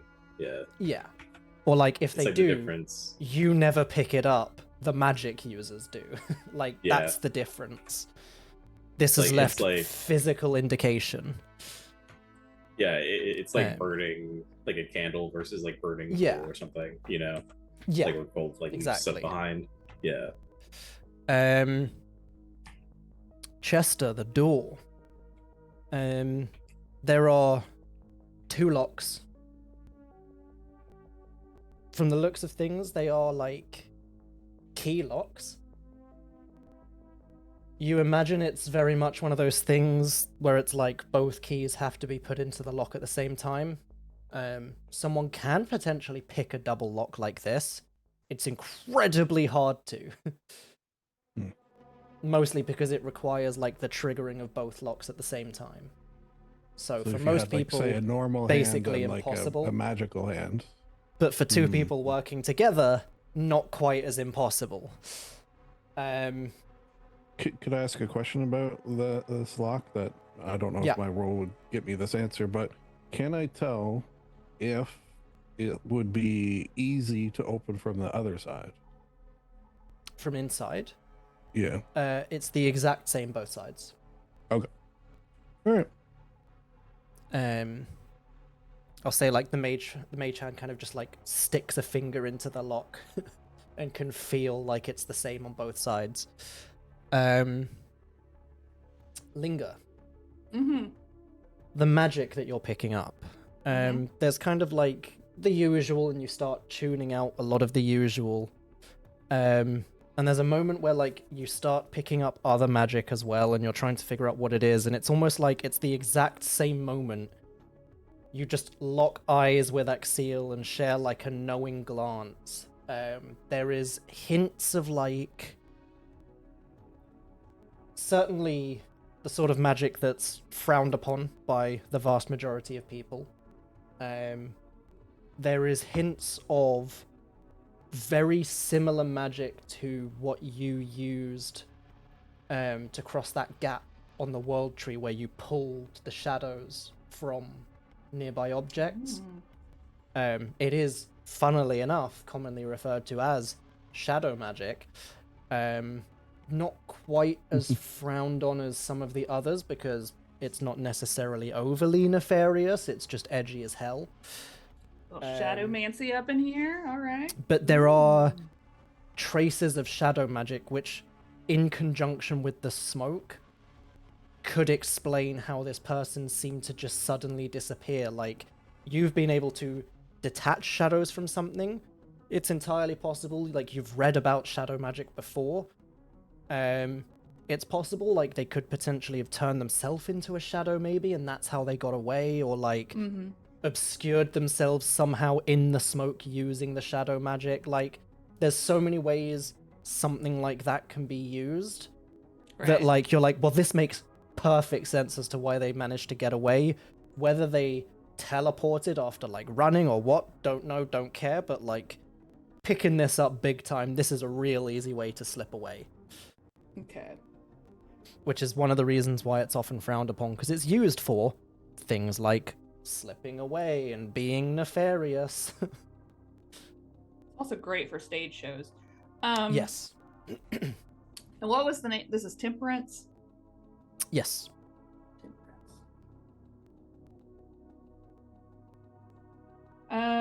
Okay. So could Linger give Shadowmancy a good think and kind of like what would be good to have on hand when combating someone with Shadowmancy? Like won't necessarily negate it, but like the kinds of things that hinder it somewhat. I mean, it's gonna sound ridiculous, but I am know, pulling but we this still have straight to from ask. Kobold Press, from the Deep Magic books, which is where the shadow magic comes from. There is illumination magic in the same supplement. That would immediately jump into Linger's head. Like, that's the most known, most common. Like, it's probably like something she's come across. Like when shadow magic started to grow a bit more common and people were doing bad things with it, there would have been an order established called the Illuminators, who were specifically designing spells to combat shadow magic and be like, trying to hide everything in darkness, fucking flashbang.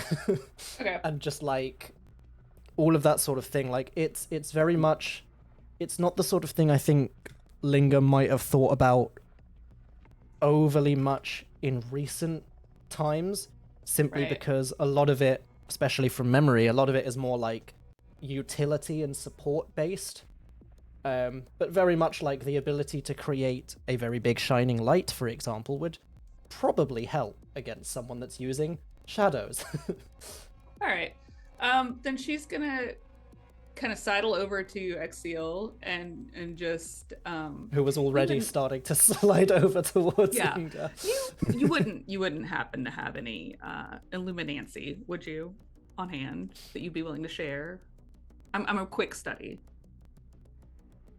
I'm afraid I don't have anything to hand, but once we are done down here, I can certainly slip back to Dragon's End, grab a few supplies, and return to you. Is there any place here in town that might have some documents that I could look over that they would allow me to? I know this place is so full of bureaucracy. I went to the Floating Citadel, and I have to say, this place is so full of bureaucracy. Here, I got kicked out of the Floating Citadel. I mean, technically I did too, but we'll get into that later. Kicked off, kicked out. You know, same thing, really. Yeah. So, one quick side note as well. So, like, the light magic wouldn't be frowned upon. People use that all the time. So, like, the stuff like when you've seen some of the street lights in the Floating Citadel. Yeah. That was all light magic.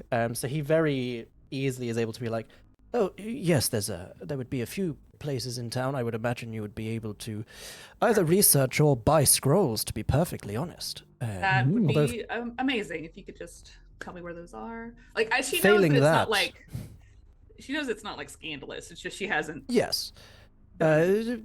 Failing that, if you aren't able to find anything to your liking, as I say, you can either accompany me to Dragon's End, or simply I can gather some things and meet you somewhere else.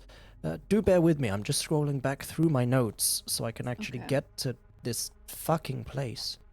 I will have to discuss plans with my companions. Here we go, the Forge. Shopkeeps, notable places. Have we... Is there a runestone in this place? Have we checked? Is there one of those? Like the Runestone Forge? Yeah. You have not checked. We need to do that. I thought about that. I didn't sleep last night, and I thought about it. And was like, I need to remember to tell Chester.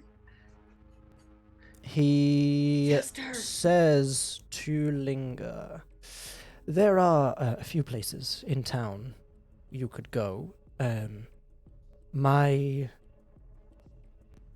suppose my main port of call that I would recommend would be Horbia. Horbia. Bless you. Horbia. Yes. She runs sort of the alchemy and enchantment shop in town. Oh, I think I went there. Didn't I go there? Didn't we go?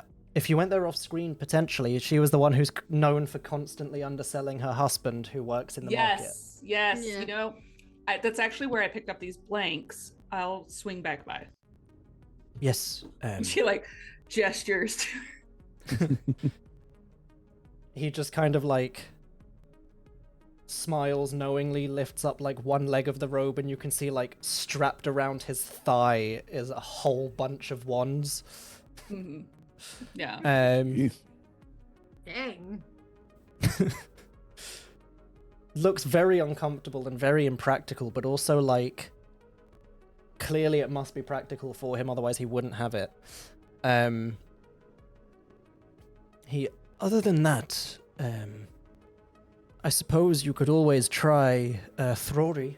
She is more of an arcanomechanic, but in her studies of arcanomechanics, of course, has had to learn at least some basic magic. Beyond that, there is, of course, a library in town, which may have some books on illumination magic. If you allow me one brief moment, and he starts like rooting through the inside of his robe. Is that another wand? Are you happy to? Oh. Certain I've something somewhere, just like arm disappearing further and further into the robe. Do bear with me one moment. Let's see here. Volume 1. You in here? And like pulls out this enormous tome and starts flipping through it. Yes, illumination magic is in part 1. Good. Here. Yes. Yes, slams the book shut, slides it back into the robe, starts digging around again. I do have these in case of emergency. I do have a few copies, so I could part with one of each for you. And hands out like a small bundle of spell scrolls. So the first one is an illumination spell called Intensify Light, which, from the sounds of it, from what you're reading, like while you're within range of a light source, you can have it shed bright light and dim light for an additional 10 feet. So it just kind of like intensifies how far it can shine. Mm-hmm. There is a scroll of Orb of Light, which is also second level. I should have mentioned the first one was second level. Which shoots an orb of light the size of your hand from your fingertips. When it hits a creature within range, the creature takes 3d8 radiant damage and is blinded for a round. Or if they succeed on the dexterity saving throw, they take half damage and aren't blinded. And he kind of like sizes you up a bit, and holds out a few more spell scrolls. You know what? Fuck it. It's funny to give you these things. He's gonna hold out a spell scroll of Searing Sun, which is a fourth level illumination spell. It intensifies the light and heat of the sun so that it burns exposed flesh. You must be able to see the sun when you cast the spell. It affects a cylindrical area 50 foot in radius, 200 feet high, centered on a point within range. Any creature that starts its turn within the area takes 5d8 fire damage, or half on a successful save. Okay. If they are shaded by a solid object, they have advantage on the saving throw. But you can move the center of the cylinder up to 20 feet as an action on your turn. So it's like a sunbeam. Moonbeam. Yeah, or sunbeam, yeah. It sits really perfectly in between sunbeam and moonbeam in terms of damage and usability. And the final scroll he holds out is a spell scroll of Greater Protective Nimbus, which is a 5th level spell.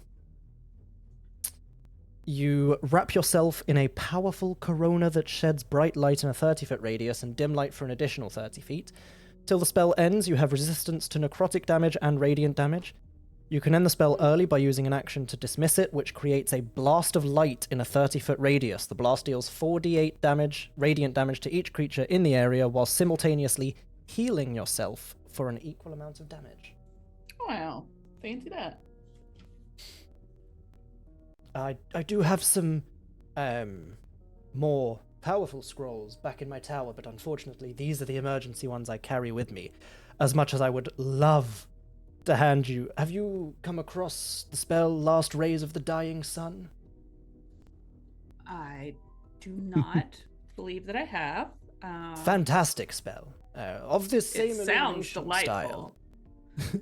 It's fantastic when people think they have you surrounded, and all of a sudden you just explode with searing heat.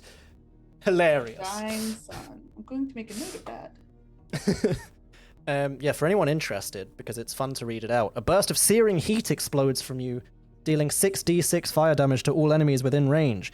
Immediately afterward, a wave of frigid cold rolls across the same area, dealing 6d6 cold damage to enemies. Yeah. And they can save for half, but it is a Interesting. 7th level spell, so Yeah. 12d6. And then just to cut away from them, Linger will in turn see if any of the ones she is willing to share with Axial he is interested in. But that's, we can. Wizard He raises shit. an You guys eyebrow don't at care. some of the spells you have, Well, but that's is why like...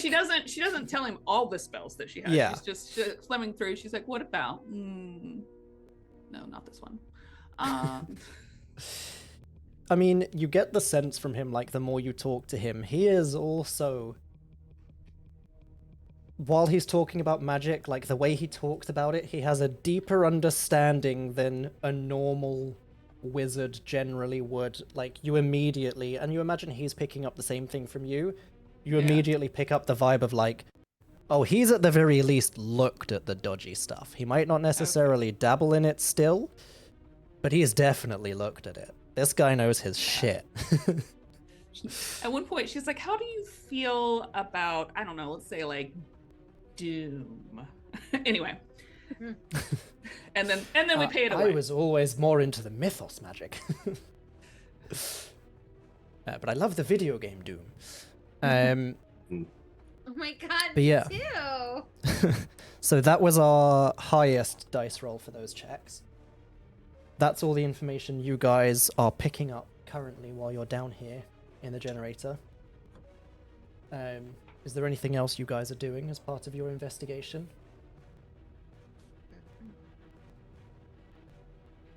No. I got what I needed. Yeah, me too. Yeah. Wanted. Okay.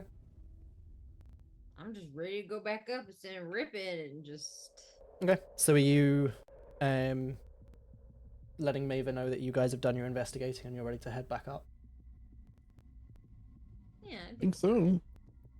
Does She... Miri need to do anything? I'm fine if she doesn't. Do you want Mary you- to? Well, I she's was, got I the was spiders purely out. leaving it for, like, if you want her to do anything or if you want it to just be background stuff that I will Background hand stuff over that you to you decide if guys. it's Yeah. helpful. Yeah. Yeah, cool. I can hand it over. I'll probably come up with something next session and it'll be like, Yeah. she told you guys as you were coming up the floating disc and leaving the council. Because at this point, I think Mary's probably like, I don't know if I want to discuss everything in front of all of these dwarves who are keeping secrets from me. I'm going to tell them what they can't hear. Oh yeah, she's Um, she's very put out. She doesn't like it when people won't share with her. Mm-hmm. And also, Even if like, it's reasonable. I think she's quite interested to see like what the others come up with first. It's all a game. It really is. But yeah, so Literally. Maeva says, "Very well," and she strides over to where the floating disc is, and she inserts her key into a keyhole in the wall. Please step back onto the floating disc. It's ready for you. When my legs are tired, Okay. I've And gone to the saddle. Gordon It's Okay, like a piggyback little her. shell. piggyback Yeah. Mira. In the back, Linger will dismiss. Rip. Mhm. And Doesn't even give Mira the chance to do it herself, just rips one of her fingernails out and vanishes. I mean, Oh, like- she already did it. She already Yeah. gave it. She can choose when to use it. I'm assuming that if she's getting on Warden's back, yeah, I'm she's just being already... silly. She's already given the fingernail. Yeah. Yeah. let She me looks read down that. and Rip's taken every single one of them. Yeah. Cool. So Mira Oh. gives Rip a fingernail while Maeva's got her back turned and she's putting her key into the floating disc. She I'm gonna climbs onto wait. Warden's back. Rip gets dismissed. Rip gets dismissed. We're gonna wait until we're right at that 100. Or wait, what's the range? Jeez, I'm crow. I think Mira's I- tag she can be within a mile. I know, but I need to I'm see looking how at it. far Yeah. No, I know. within range. 10 it's miles. 100 feet. 10 feet. Okay, That's so it's 10. like as soon as I'm getting on, as soon as Linger is about to step onto the disc, that's when she'll, because she has to be within 10 feet, but that's when she'll pop him into the other room. Okay. Mira Cool. just has to be within 10 miles, which is fucking wild, honestly, but I only can do it for like a minute. Okay. So you don't, once I get the thumbs up from Linger, I'll transfer So, a minute. we'll just Linger. kind of see how this plays out before we go into any trances. I was gonna Give say me- Chester will distract, so spell being pulled off, we're not seen. So, where should we eat in your lovely town? And just sort of chit chatter. She immediately starts recommending some places to you. She is very thankful to not have to be discussing stuff that she's not allowed to talk about. She does not think twice about Chester making conversation about other stuff. She's been waiting for someone to bring up a different topic.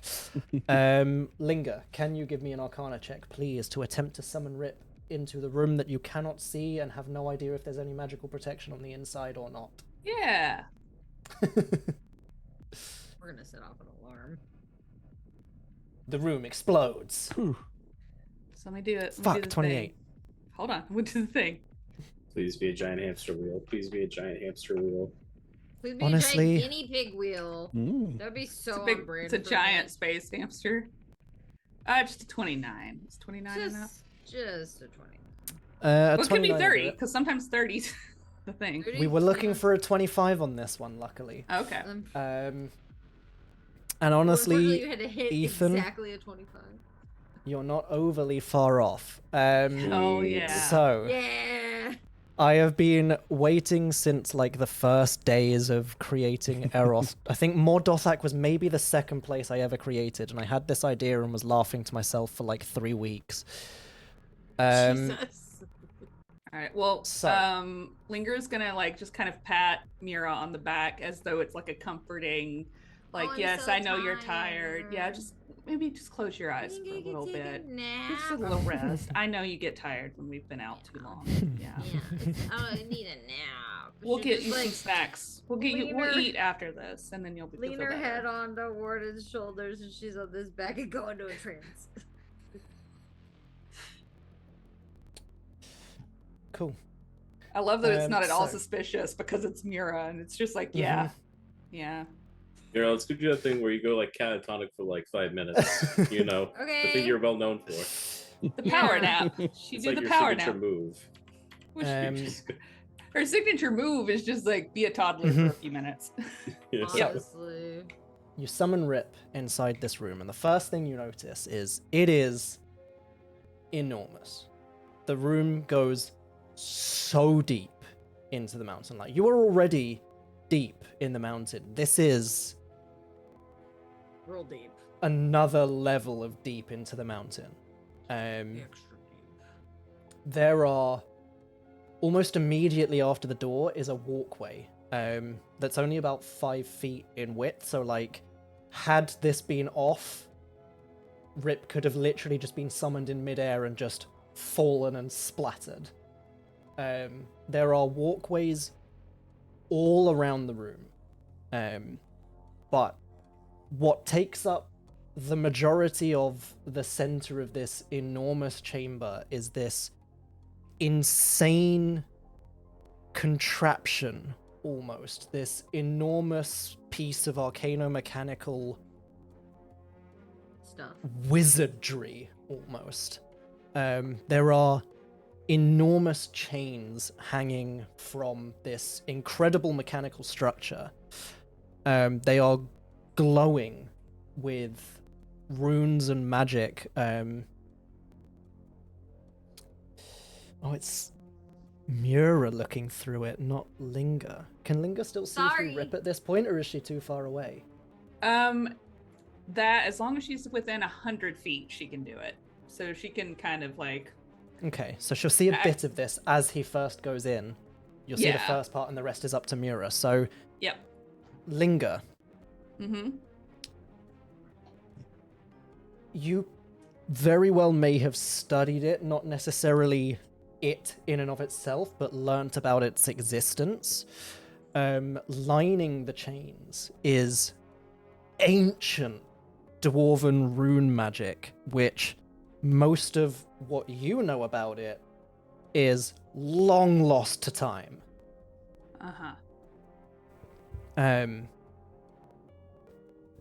The chains are enormous. There are a lot of them. In the center of this enormous, 100-foot long contraption, intensely bound in chains, you hear the roaring of machinery. And again, that same roar that Warden picked up on, which Mura can very clearly hear now that she can hear inside the chamber. Oh my god. As this enormous creature opens its mouth and roars. The teeth, each tooth is Mura-sized. I knew you were gonna say that. Can Linga and Mura please both give me history checks? History? Ooh. Okay. I'm good at. Just kidding. I'm not.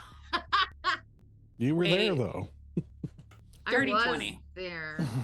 Dirty 20. 35.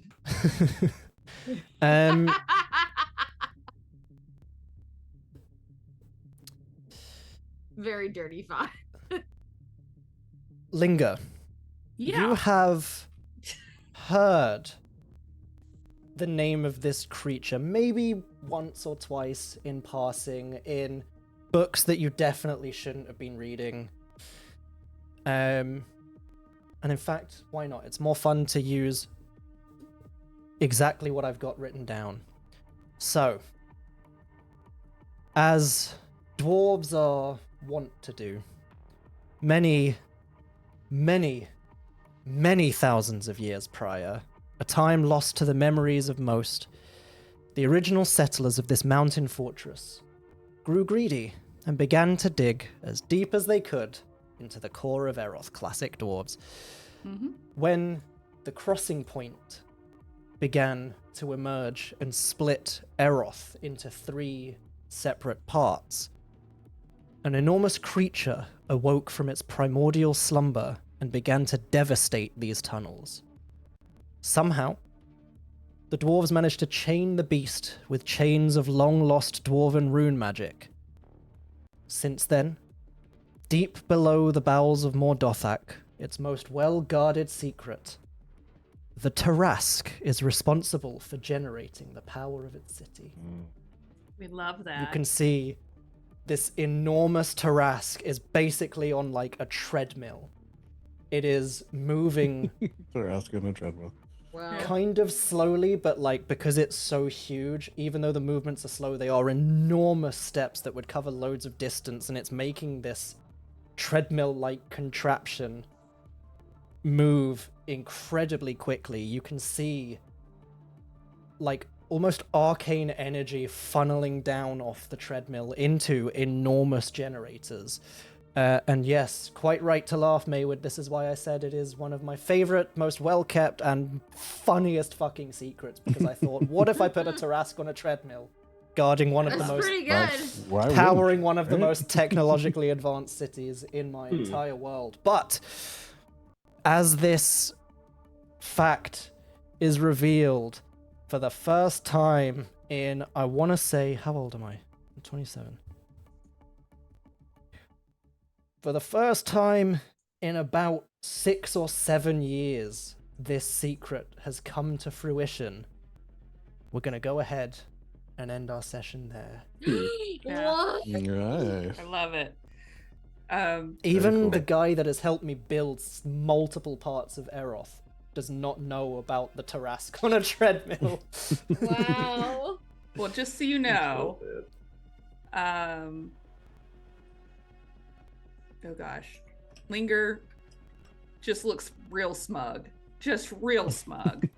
She doesn't say anything, but Jesus almighty. Mira making a shocked face because she doesn't know what's happening. You want to know the closest I've ever come to shitting myself during these 2 campaigns? Campaign 1. Mary said, I want to find out what's in the generator. If that party had gone into the generator, they would have found a way to break it loose. Yeah, they would have. And would have had to Linger, deal with a no. fucking Tarask. I had a Linger way in, list. but I didn't have a way out, so that's why I was a little hesitant. But yeah, we will end our session there. And I will see you all next time. Goodbye. Goodbye. Bye. Bye.